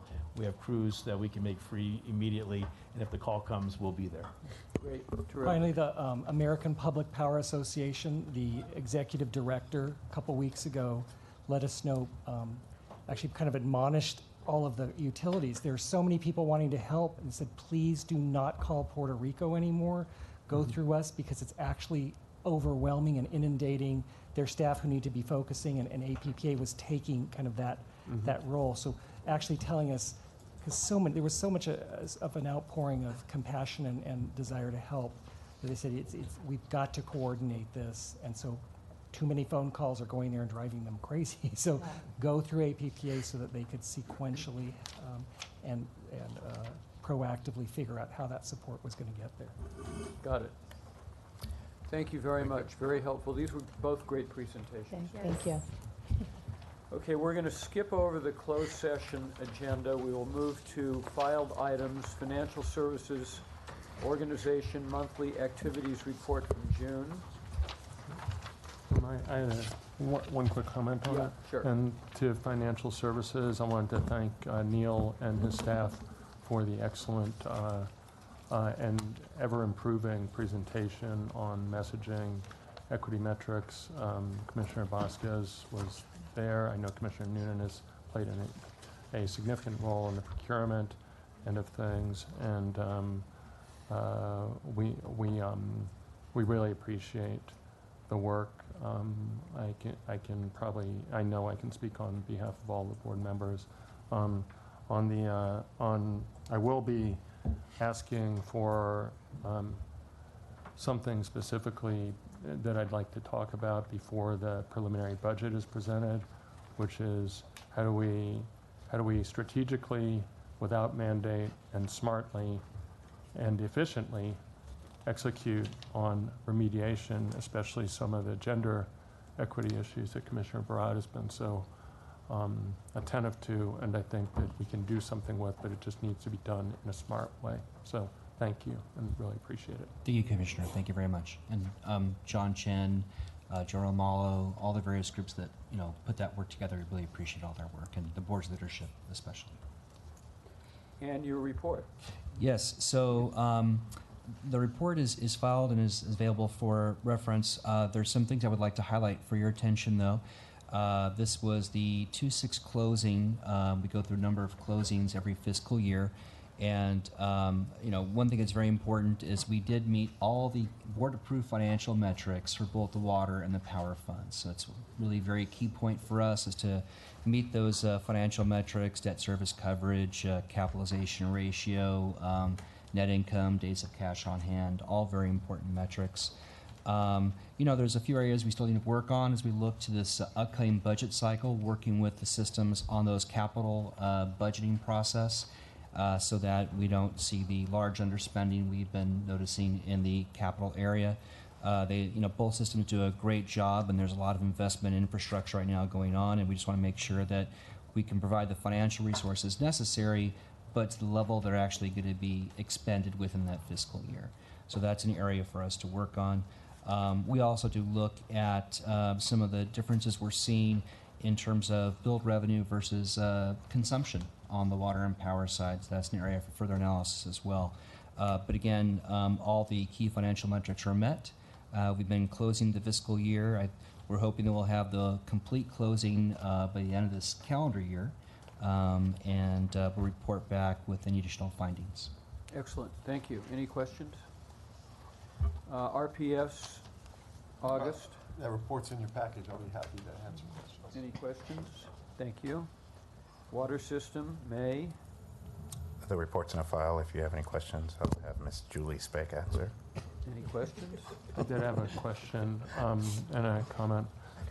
Last week, I testified before the LA Regional Water Quality Control Board, and I wanted to thank Rafael Villegas, who was literally every single board member of the LA Regional Water Board was shocked that DWP would come forward and voluntarily, of course there's an interest in getting the infiltrated water, but voluntarily come in collaboration with the Regional Water Board. Now, I got that feedback from the chair, I got that feedback from all other Regional Water Board members, so I think that sometimes we're on the opposite sides of the table with the Regional Water Board. Every opportunity we can get to be on the same side, and Raphael and staff really made us look good. Along those lines, I made a specific request to the Regional Water Board, and I just like to make sure that's followed up with, that they issue guidance or a policy statement on making sure that the industrial general permit allows for infiltration. So I'd like to make sure that that's followed up on. Really, and everybody, Madeline Glickville came up to me afterwards and said, Bill, I didn't know you were doing this, and this was all public, so I'm not speaking out of turn here, but I think it's great that when we have an opportunity to do it, that we take it, and I think I really want to thank you for that. Okay. Is Rafael here? Rafael Villegas? Okay, we'll make sure we'll let him know. Thank you. Great. 8B1, investment report for the quarter ending June 30th. Thank you. Yes, Commissioners, the report is filed for your information. I just want to point out that the trust funds, which are approximately $643 million, were managed in accordance with the investment policy set by the board and within the California Code requirements. And then as of June 30th, 2017, all the funds did exceed their benchmarks except for the decommissioning trust fund, which just slightly fell shy of its benchmark. Very good. Questions? Okay, Yvette, item 9, discussion with neighborhood council representatives on any neighborhood council resolution or community impact statement filed with the city clerk which relate to any agenda item listed or being considered on this agenda for the Water and Power Board. No community impact statements or formal positions were filed by any neighborhood councils on the items on today's agenda. Very good. Approval of the minutes for the regular board meeting of September 19th. Commissioners Levine, Funderburk, Noonan, and Barad present. Is there a motion? So moved. And correction, Commissioner Barad. Item 4. I've written it out so I can give it to you, but basically regarding the first one, commended Jason Stinnett. I added a sentence where it says he did a great job. He responded to a neighborhood council president the next day with information that was requested. I think that's really remarkable. Then the third paragraph down, Commissioner Barad, please provide a more detailed breakdown of numbers to show which department within DWP women with non-traditional jobs came from. Also break down the promotional numbers and which departments they came from. Provide information on how other organizations such as LA Firefighters, Police, and Southern California Edison recruit women for non-traditional jobs. And then for future public presentations, we need to flush out and make clear details and charts, including more maps and region-specific data. So with those items included, which will be presented, given to Yvette and Barbara, is there a motion to approve? So moved. Second. Second. Those in favor? Aye. Okay. As amended, the board meeting minutes of September 19th are approved. Thank you.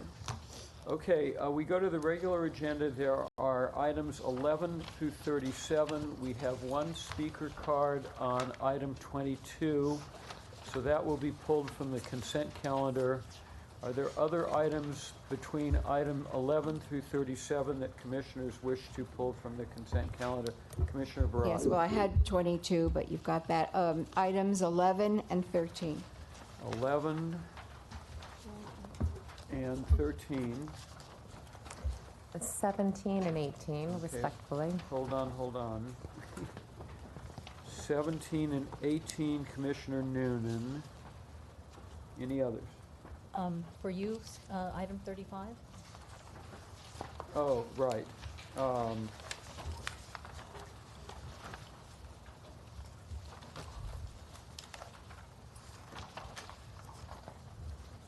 35. Oh, okay.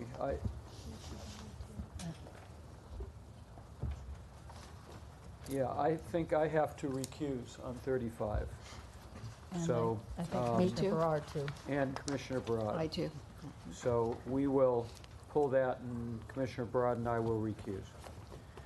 So is there a motion to approve items 12, 14, 15, 16, 19, 20, 21, 23, 24, 25, 26, 27, 28, 29, 30, 31, 32, 33, 34, 36, and 37.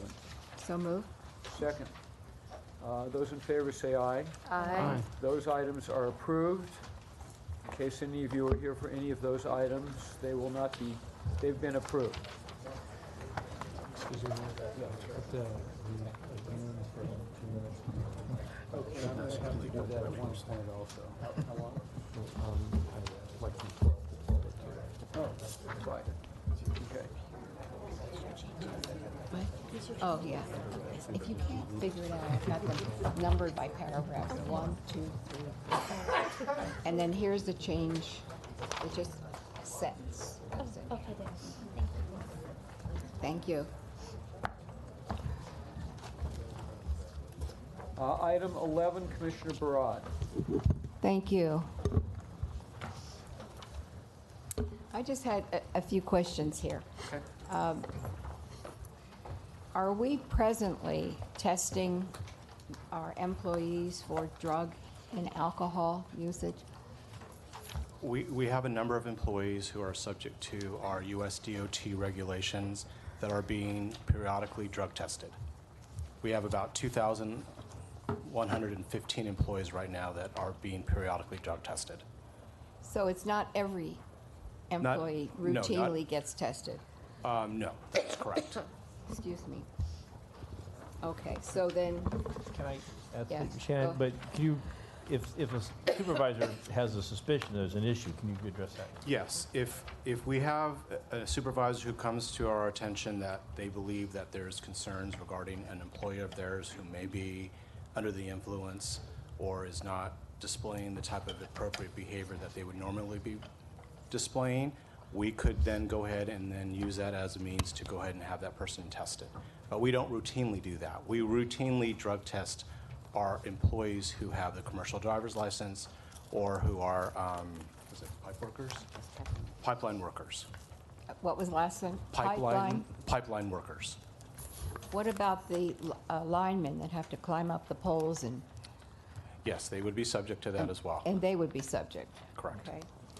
All right, so this is really, number 11, this is really a testing and referral service. That's part of what the EAP service is, Commissioner Barad, but it also covers a number of other areas specifically that are not related to drug-related or alcohol-related situations with our employees. It's basically a service that we provide to our employees that allows them to get service, whether it's financial services, legal services, if they're having difficulty on the job, if we have critical incident situations like Vegas, for instance, the Vegas shooting that just occurred a couple of weeks ago, we had a couple of employees who were actually directly impacted by the shooting. And so our EAP counselors went to Vegas to meet with them and their families to help them deal with the stress of what they just went through. All right, so this program deals with depression? That's one of the areas that they can deal with. Okay. You know, And stress. what about domestic abuse? That is something that we also have as part of the service. They have our employees or our employees' family members. They can call a confidential hotline to get services and information regarding how to deal with those types of situations, should they be dealing with that. This is a 3-year program. It's a 3-year contract. And then what happens at the end of 3? Is that then you come back to We come back to the renew it? board, we go through another RFP process, and then we'll have another recommendation for you in terms of a new contract. All right. And the people who are referred, are they seen by licensed practitioners Yes. in these fields? Our EAP counselors are licensed mental health professionals. And that's all confidential? Correct. Okay, good. Thank you very much. I have additional questions. So has this program been in place? Yes, this program has been in place for several years. We've had, there was a time where we had actual full-time employees who were EAP on-site counselors, and then I think sometime in the 90s, we went away from having full-time employees, and we've been using contracts since then. Okay, and I'm sure that any ratepayer who cares to spend the time to listen to our board meetings, would ask, is this something that is being done in other municipalities, other departments within the city? The city has its own separate employee assistance program that they have for every other city department. Okay, and in previous years, how often has this resource been accessed? So generally speaking, the industry standard is 7% of the workforce utilizes our EAP services. This department is at 10%, so we're above the industry standard. Okay. It's your fault, General. What'd you say? I was joking. I said it was his fault. EAP programs are standard in public and private agencies. Most, it's what I don't know what the cutoff is, but I'd have to say an organization that has more than about 1,000 employees has found that an EAP program provides a workforce that's more productive and more healthy, because if an employee's going through an emotional problem or a psychological problem or physical, that they feel a need to confidentially communicate, this EAP program provides those counselors or those referral services that the employee can confidentially go through and get that help that they might need during, I don't know, a time of divorce or a time of shooting or a time of crisis. And it is very standard in organizations, especially larger ones, that you provide this service. Well, I appreciate that. I think it's important just for the ratepayers to understand that. And I appreciate the work that this contractor is doing on behalf of our employees. It's a really good program. And, It and, is. you know, we've actually utilized these sometimes to help with some workplace issues where the managers brought, if maybe had a group that just isn't clicking, doesn't function Yeah. well, or there's kind of internal strife, personality issues and things like that. We've actually brought people in to help us work the group through the situation to get everybody back on path. Because as Dave said, there's so many things that can affect efficiency and how well someone goes about their job. If they're distracted, it becomes a safety issue. And so it's an important aspect of what we do. And we do both refer people refer themselves, and we also sometimes bring someone in proactively to help us remedy a situation. And do you deal with anger management? That was the other one. Unfortunately, yes, we do. Well, that's important. It is. That's really important. It is a very invaluable tool, like Marty said and Dave said, not Yeah. only for management, but for our employees as well. Do we have any numbers on people who work for us that may be homeless? I don't know if we do or not. We can ask around to see. I would think that would probably not be the case, but we can try to see if we can find information on that. We don't have statistics, but I do know of one case that had been brought to our attention of an employee that I would believe was living in his car. So Living in a car? Yeah, Yeah. living in his car for very various reasons. Yeah, because I think that those people need our help, whether they're living in a car or on the streets. Yeah. We would agree. Is there a motion? If I might add to the Yes. discussion briefly, in addition to most utilities having this program, I would caution you against thinking a high utilization rate is a bad thing. In fact, it might be a very cost-effective dollar. Having read the reports that came out of Edison after the mass shooting on their property, I can tell you would rather have people using the service.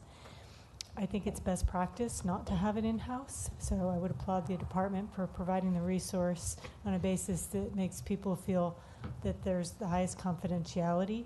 It also is the case that not having to explain the entire culture of your organization over and over again makes a long-term contract a very positive thing for ratepayers and cost effectiveness. Good.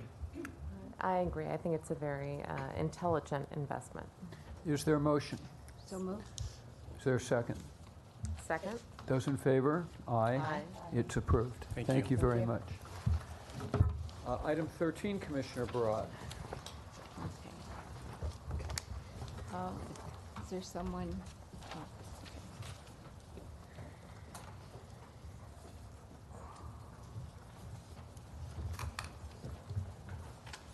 Lou Feldmeyer, Assistant Director, Supply Chain Services. Michael Gutierrez, Supply Services Manager, Supply Chain. okay, I just have a question about the product here, the ready mixed concrete and trench backfill slurry. Is this Are any part of this a recycled product? No. And so there's no requirement, you don't, when you award a contract, you don't give a little bit of preference for someone using recycled or partially recycled? No, we don't at this time. Are you planning on doing that? Well, from a financial standpoint, we would have to look at the requirements and see if a recycled component could be utilized out there. I think this particular contract is used by the water system up there in Mojave, and I think they do put those requirements together typically. Exactly. There's a specific requirement for slurry. There's certain strength elements that need to be required. Also, we've used recycled slurry in the past, maybe about 12 years ago, and it proved to be insufficient. Trying to go back and dig through recycled slurry it was terrible. It was almost like it was terrible. It was almost like trying to dig through concrete. There are many situations where we have to go back and dig up services for reconnection and retap or installation, and to go back and utilize the recycled slurry. It just didn't do the job. So there has been a situation maybe about 12 years ago, and we have stopped using it. So 12 years, so have you done any testing in the meantime to see if maybe they've improved their product? We have not. We basically go by the specification requirements. And that's what I was asking. So the specification requirement does not, are you saying it does not call for any recycle? On this spec, Lou, is that a portion of it? I couldn't tell you if that. Yeah, there's no requirement Okay. for recycled component on this spec. Okay. Other specs and other projects, there may be. And there are, and that's why I was I mean, this is asking. just one of many projects. Now This is in the Mojave area. Is this manufactured here or in the Mojave Desert? Well, this would be up there in the Mojave area. We have a requirement 40 miles from the project. Okay, but it still would be our requirements. It would be our requirement, and this is, there's another contract that we're going to discuss that's regarding asphalt, where Yes. there is a recycled component. So this is concrete. So when they do slurry backfill, typically the slurry is a sand slurry, and it's done that way. It's harder than a typical road base. It's stronger than your native soil, but it's easy for the crews to jackhammer through if they have to make repairs. And then there's concrete, which concrete has its own set of specs. So there's not ground up concrete in new concrete, and so this is specific to to making of different kinds of cement or concrete mixes that we need for our projects. That's correct. Different than paving where there is a recycled component in the Okay. asphalt. Yeah. Thank you. Is there a motion? I move it. Second? Second. Those in favor? Aye. Aye. It's approved. Thank you. All right, thank you. Commissioner Noonan, items 17 and 18. So I'm going to bring up our risk manager, Mike Salazar, as well as Cynthia Lopez and Larry Chapman is on the next item. Well, I'd like to start off by thanking both of you, as well as General Manager Wright, who I think has done an outstanding job of trying to save the entire board time by having issues that certain commissioners will evaluate very thoroughly and have opinions on prior to the board meeting. And so, mind you, these questions, as you know, I would have had 12, and now they're down to 3. So thank you for spending time this weekend to address many of the issues that I presented. However, I still have questions. Okay. So that being said, relating to item 17, workers' compensation, it is my understanding that renewal rate guarantees are often provided for placements of our size. I didn't receive confirmation whether or not we do, in fact, have that guarantee. We do not have a guarantee of rate guarantees on the workers' comp side. That is a very fluid market, and many of those, the difference between an excess and a commercial is excess is not auditable. So it's based off of projected payroll, but not confirmed of actual, whereas underlying programs do have audited premiums, And so you're able to get a little bit more guaranteed rates on a fully insured commercial program versus an excess program. Okay. And then also,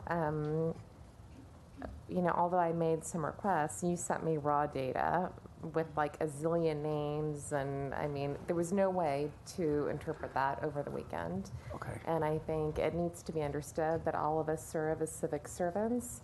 We have professional lives. We have, many of us have commitments to our children. And so I applaud you for reaching out to me on Thursday before I even got my flash drive to even look at what was on the agenda and to review it. So I applaud you for your proactive stance.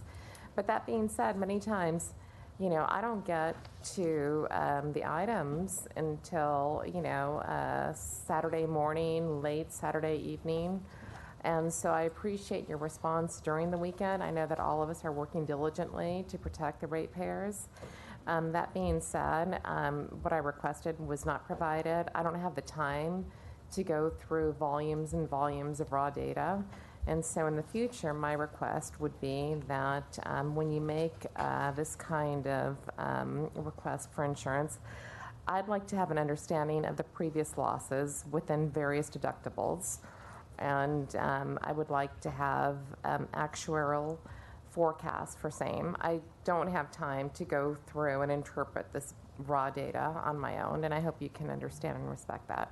It's a humongous amount of data. You're absolutely right, and that's yeah, the yeah, data but that's not what we need No, to I be agree. provided as commissioners. Agreed. Our insurance provider should provide, you know, actuarial summaries of as it relates to, you know, our losses, what we've paid, what you're proposing, so that we can make an intelligent decision based on what you're recommending.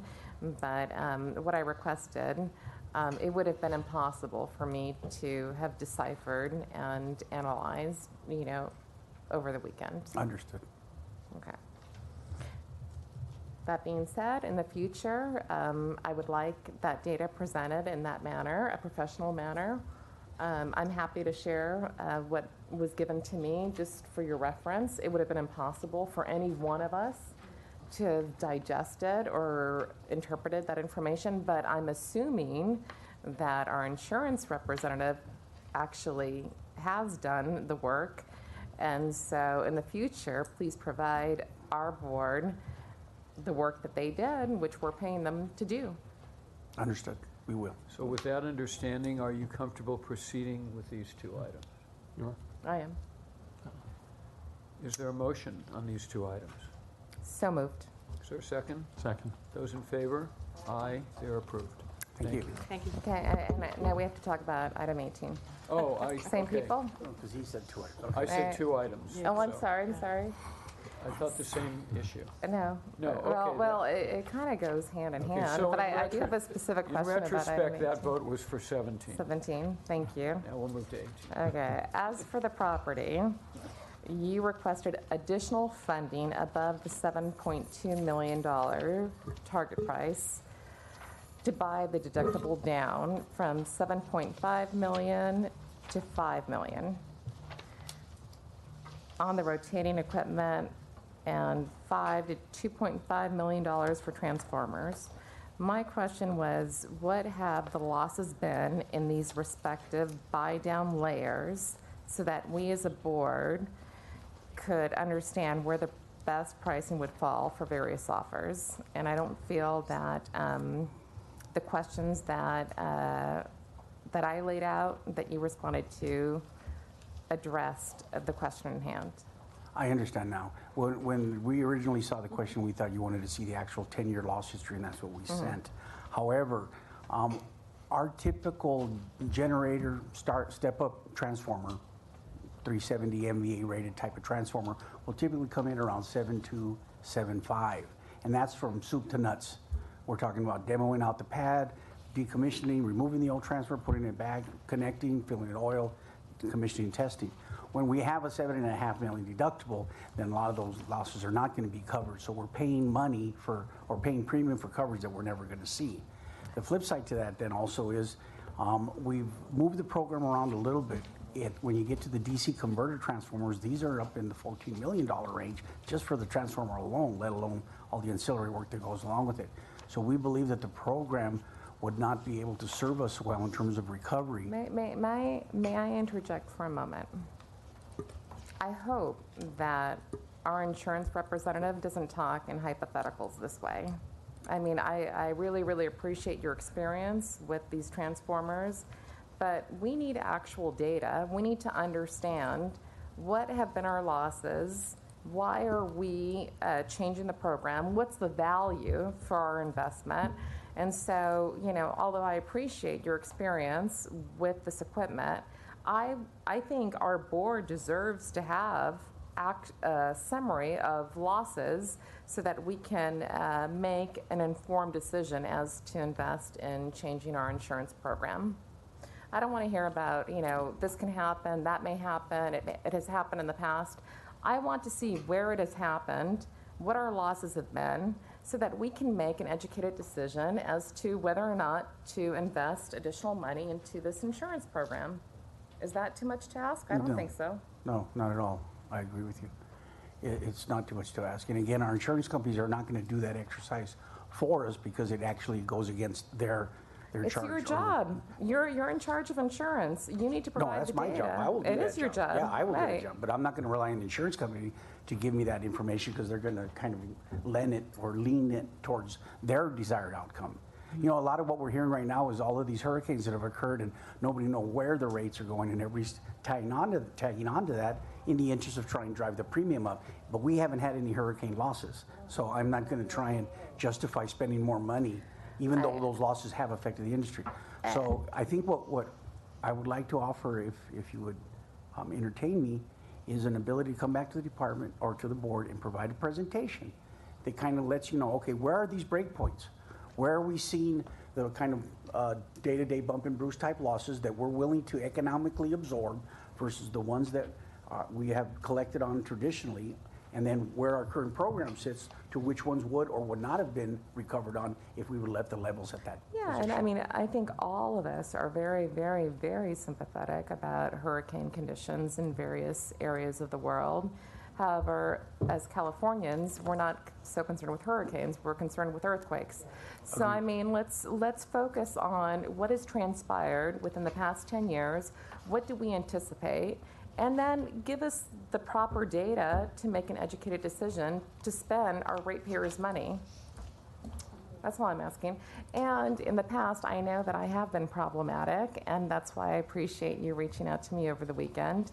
Do we have time for you to come back to this board, or are we already out of time to move forward with this decision? We typically try to come to the board 2 meetings before the actual renewal date, but as we know, we had some scheduling issues this month, and this was the meeting we came.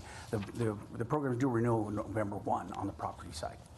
What I'm going to do at this point, because I know that, because I do take these matters as well as real estate matters very seriously, given my professional background, I'm going to defer to the board members. I do not want this to cause excess funds to our taxpayers, but I would like to set the precedence that in the future, when this kind of request is made, that proper data is given, and not just about hypotheticals and unrealistic hypotheticals about California being hit with a hurricane, but you know, show us the losses that we have endured as a department, and show us what is anticipated. There's an earthquake anticipated in California. That I can understand, that I can digest, but you know, forwarding like 100 pages of raw data for the previous item, or asking for this type of change without providing a loss summary is unacceptable in my opinion. But that being said, I will allow my fellow board members to move forward with this item with the That understanding. With the understanding that I'm with this will you. not happen again. I understand, Commissioner. All right, thank you. So again, are we out of time to vote for this item? We're not out of time to vote for it today, but we wouldn't have time to come back to the board prior to the renewal date. So in other words, We're not going to have another board meeting between now and the renewal date. So with that understanding, and I think very clear direction, which I think the rest of us would clearly support. Is there a motion to approve this under these circumstances? I so move. Is there a second? Second. Those in favor? Aye. Aye. Any opposed? It's passed. Thank you. Thank you.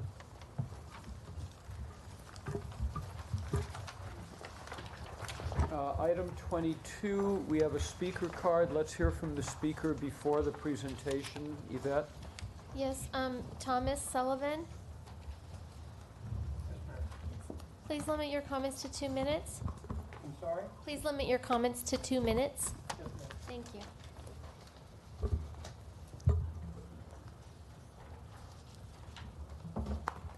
I appeared before this board. Excuse me. Because you're fairly tall, if you could move the mic. Which is a good thing. Point to the The ceiling. closer you can speak into the mic, the more we'll hear. Okay. I appeared before this board what seems like 4 or 5 months ago.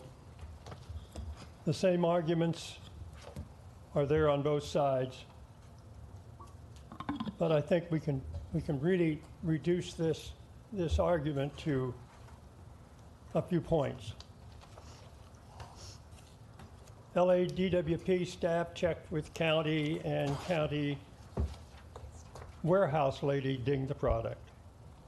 She, in fact, had gotten a bad batch, and so that's a year ago.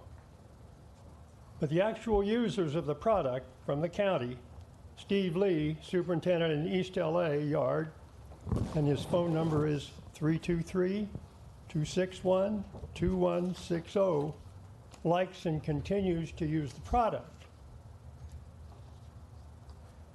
The comments from the DWP staff indicate that the city of Los Angeles had trouble with our product. But we're unaware of that. The City Standards Lab is the top asphalt lab in America. They are better than anybody. And they set the standard for what is used in all of the departments in the city of Los Angeles concerning asphalt and other things.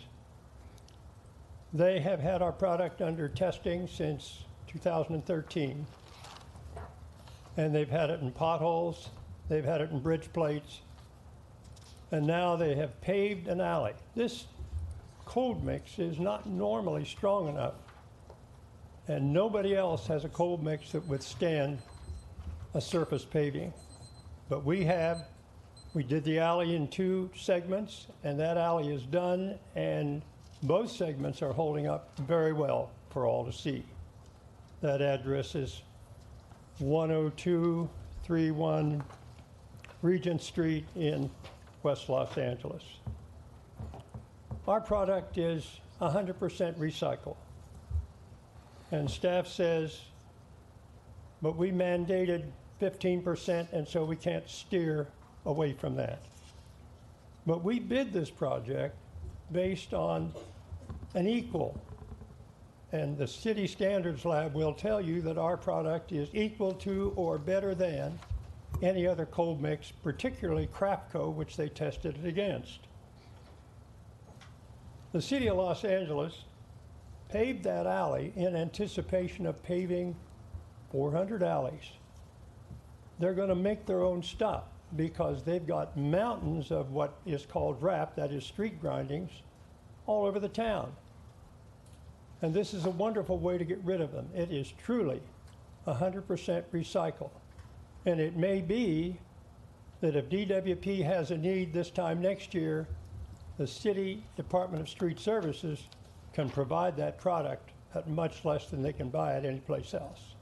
Can you wrap up your remarks, please? Your time is up. Can I have just one more minute? Yes, certainly. Los Angeles is one of the 100 sustainable cities. And sustainability is what this is about. The mayor is really hot on sustainability and recycling, and this is really a home run. So I would ask you to consider only letting this contract for a year to Sully Miller, continually testing our product, and then see what happens next year. If you don't like it by then, fair enough. Thank you. Thank you very much. Who will be presenting this item? Glenn and Bassam will come forward and present some information on this.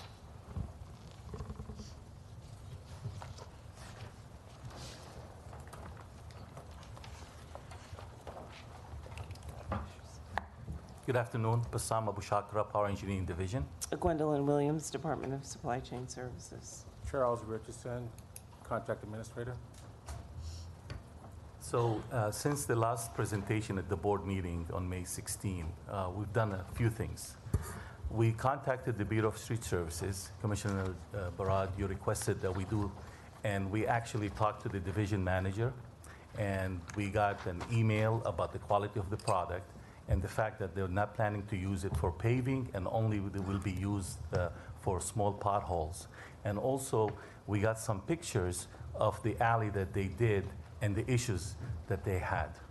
In addition to that, back in July, you might be wondering, why did we have some plates on DWAP Road? So what we did, we put 2 plates, and we used Ultimate Recycle on 1 plate, and we used the cold asphalt from Vulcan, the contractor, on the other plate. And we kept them for about 4 weeks, 5 weeks, to see the traffic and what happened to the condition of the asphalt. So when we installed it, we found out that it comes in pieces, big pieces, and it took the crews more time to be able to make it smooth. So the installation time took longer. As traffic started going over the plate, the cold asphalt from Ultimate started to settle down, and it exposed the edge of the plate. And we consider that to be a safety hazard. So we want to make sure that the asphalt does not settle. We make sure that it does not allow to the plates to move because of the result of that settling. So this is what the Bureau of Street Light did back on May 5th, 2017. And this is a picture taken and you can see that there's a lot of loose aggregate. And that's also a concern that, when you're driving on the street, you don't want little rocks to hit your windshield. I know all of us just get upset when that happens. So, like I said, we got confirmation that they weren't happy with the product and they're only going to use it on small potholes. And we're open to that ourselves too in the future. Second is, this is when I said the pieces, when we get the bags from Ultimate Recycle, they come in chunks. And it was very hard for our crews to smooth it out to look like the normal cold asphalt that we buy from the other vendors. So you can see this is the initial installation on July 28th. I'm sorry, I went too fast. Okay. And this is what happened. And you can see how it's settling back in August, so it's almost a month later, and exposing the edge of the plate. Compared to the Vulcan, Vulcan is a major supplier, and the other one is Sully Miller. And you can see it came smooth, and it kept smooth without exposing the edge of the plate.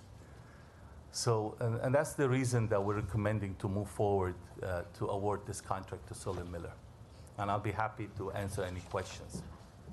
I have one question. What about the proposal to continue, the suggestion that the city standard lab is going to continue to test? How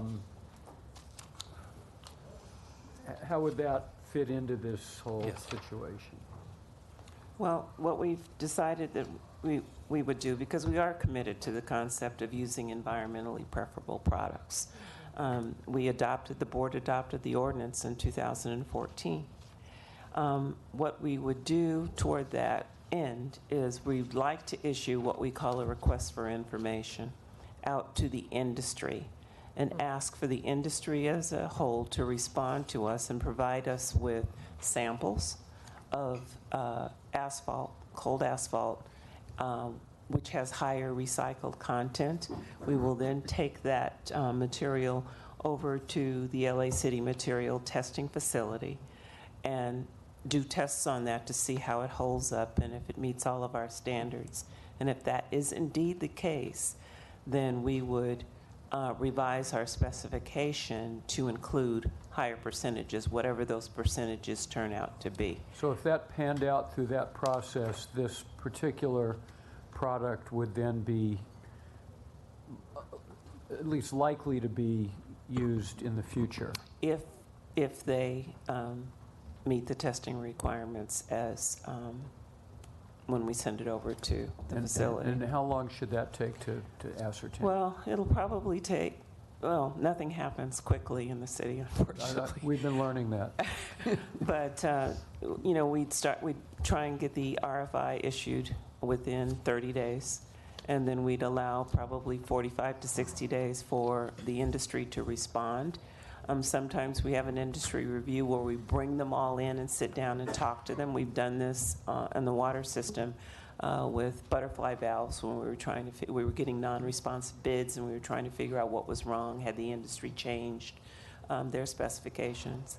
And then we would take the information that we got from the industry and the samples that we got from the industry and send them over to the city. So it's probably, I'd say, between 12 and 18 months with caution erring toward the 18-month side. And how often do asphalt concrete needs arise? So this contract that we're requesting approval, it's a 1 year with two renewal options. And the guarantee for the first year is 25%. The guarantee for the second and third year, optional years, are 0. So if we get to the point when we're ready to buy this new product, we don't have to exercise the option and we don't have any guarantee requirement. So that's what we're requesting. Good, okay. Comments, questions? I'm actually very embarrassed to ask this question because I should know it by now. But I realize when you've done an amazing job in furthering procurement, not only by enhancing and attracting diverse groups to bid and making it a more fair process, but I honestly don't know how, because you are understaffed, how does it work when, should we hypothetically agree to this 1 year budgeted item with an option for 2 1-year renewal options? How does that work? Do you even go out to bid for the renewal options, or is it automatically given to the designee if they've performed well? Yes. So when the board approved this contract, the e-procurement system, the ERSP, kicks in that the contract renewal notice. It gets sent to the contract administrator. Then he exercises that option. He or she exercises the option. It gets sent to supply chain services where the contract is renewed. So it's a system in place that. So it does not go out to bid. But I mean, no, it automatically. it does not. To clarify, so if the board approves it, it's actually approving a 3-year contract, although internally it looks like 1 guaranteed year with 2 maybe years after Yes, that. because But from your standpoint, it would be a 3-year contract being approved. If the contractor didn't perform, we would not exercise the option and we would do a competition. I do think that Bassam's point is important, is that, the reason we do these renewals is that, sometimes things change in the industry. Chemicals are classic for that. You could have things that, make prices go up or down. So there's usually an index factor that it's tied to, and so we have to make sure, if costs are going up, that the contractor gets that index. They have to work within what's allowed. They have to perform well. So it gives us the ability to continue with the contract, but also it helps us with pricing, because there's this index. If prices are flat, and it's all cooked in. And so, but it also gives us the ability to not be married to someone for 3 years if they're not doing a good job, or the world changes considerably. We don't have this continued obligation. So, but it's a lot of work, as you know, to put a contract out. So to be able to have a contract that spans the time while we continue to look at what's out there and work with the city, we're not going to be the ones making a decision of whether a product is acceptable, because in the public right of way, that's the Bureau of Street Services world. and they set the standards for what is and isn't allowable. And so we have to work with them and their standards. So even if the company that we contract with now, with the prospective 3 years, is doing a good job, but at the end of a year or 2 years, the testing shows that this other company would be able to provide a better product based on criteria including recycling, we don't have to continue with the first company, even though through no fault of their own, a competitor turns out to have a better product down the line. Is that correct? That's Correct, yes. And we can, even if we did renew, we wouldn't have to meet any particular minimum. So, you know, when you, on these contracts, you always see the estimated expenditure, and then you always are asked to approve something more than that. So the way they work is that we promise to buy at least 25% of something and no more than 125%. And so when it comes to the board, you're always approving 125% of what we think we're gonna spend for the maximum time, but it may not really occur that way. This is just giving the staff the ability to use that much. There's a certain protection in the first year for the vendor. After that, everyone's on their own good behavior. Commissioner Barad. On this point, do both parties have to agree to renew? No, it's only DWP. You know, DWP is the one that exercises the option. It's not like they can come back to us and say, oh, please cancel the renewal. They can't cancel the renewal. When they initially signed that contract signature page, they're agreeing to a 1+2 optional years. And it's DWP, the one that renews the option, not the other company. This is our standard. Well, then, so it's possible then that the vendor could sue us if we don't? No. If we don't renew, could they say that there was no cause? After the first year, the options are at the department's sole discretion. Okay. Cause is not an issue. It is your sole discretion at that point. So just to be clear, what you are doing is you are authorizing the expenditure. You're not mandating the expenditure. So after it's our sole discretion. After the first year, the only thing you have a firm obligation for is a 25% minimum in the first year. After the first year, the renewals are at the department's sole discretion. Now, will this come back? Let's say we vote on this today. After a year, will this contract come back? No, we typically would not bring it so back. it just gets renewed unless we say no. We affirmatively exercise the renewal period, but you are authorizing, with today's action, you are authorizing the department to have a second and third year renewal. Okay, so it's really not 3 years. It's really it's. But again, Commissioner, the authorization is for 3 years, but you're not mandating an appropriation for 3 years. You are just giving the authorization. Right. Okay. When the DWP, the specification for the recycle, when did that happen? It's a city requirement. Yes, and when did the city make that requirement? I don't know exactly, but it's for a while. I mean, it's not. I can't tell you if it's 5 years, 10 years, 15 years? At least 10 years. Our spec has 10 not years. changed within the last 10 years, and you know, we are using quite a bit of recycled material in the hot asphalt. I know we're not discussing that because you know. But we are, you know, because it's a different product, and the city is also in their plant and what they purchase they are using, but it's a different application. So what our specifications mirrors the city specifications, and you know we've been talking with them, and any product that we're gonna use, like Mari was saying on the right of way, we need to get their approval. All right. So today, even though this was maybe 10 years ago or 12 years ago, yes, they still have the specification no more than 15%. Correct. Yes. Well, I think there's a bigger issue here, and this is why I raised this the last time that this came up to our commission, and that is if we're moving towards a more recycled product, and that's what the mayor is asking for, more recycling, then it just seems that this needs to be looked at again after, 10 years, that perhaps now the city should change the specifications so that it is more than 15%.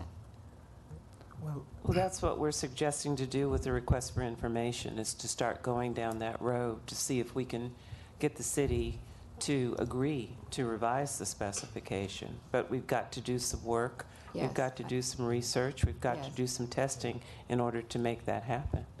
And as you saw from that example of the alley, so the city Yes. did that within the last, 6 or 8 months. So they are trying to move ahead with this. The difficult problem with this is that it's a product that the public is going to drive on every day and going to walk across the street.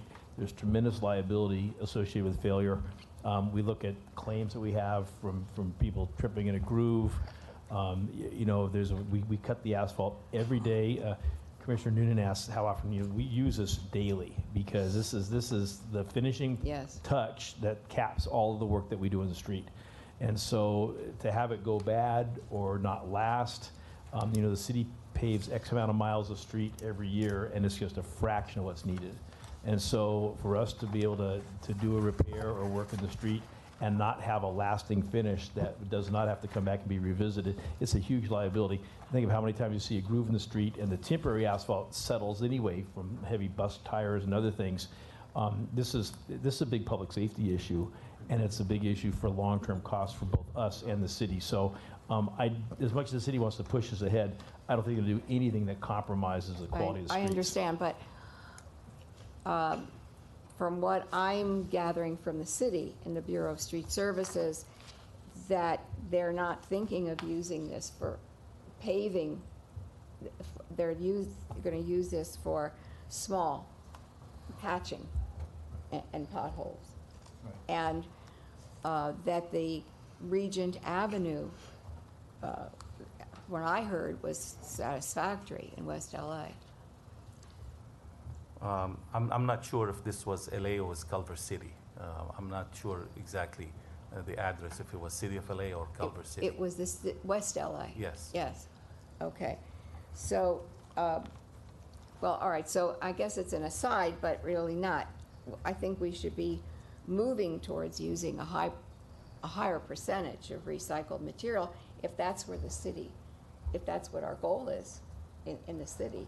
But of course, but we have to make sure that it works. Right. We'll continue to encourage them, but ultimately they'll have to make that decision. Yes, yes.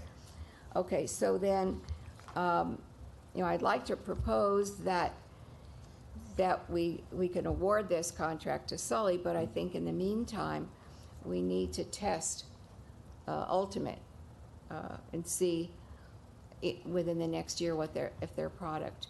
Well, that's what they're going to do. They're going to have an RFI that anybody can participate in, including Ultimate. Okay, because in our background material, it doesn't really say that. But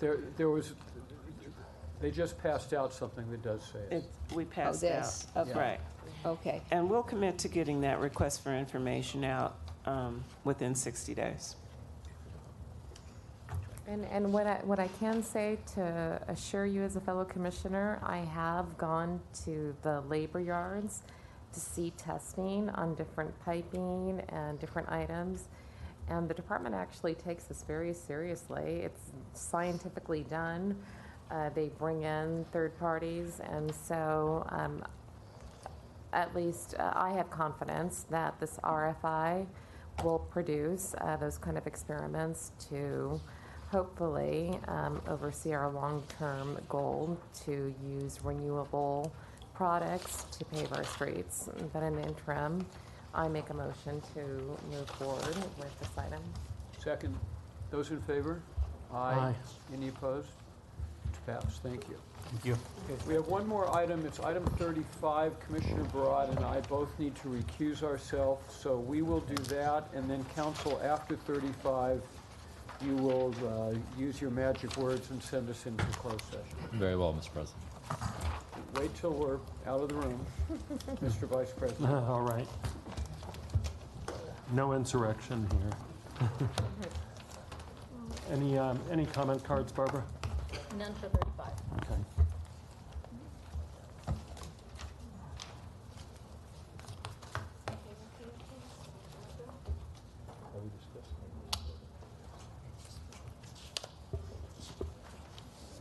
There was no planned presentation, so it was.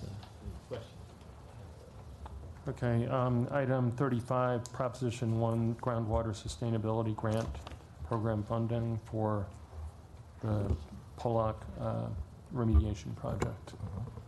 Is that?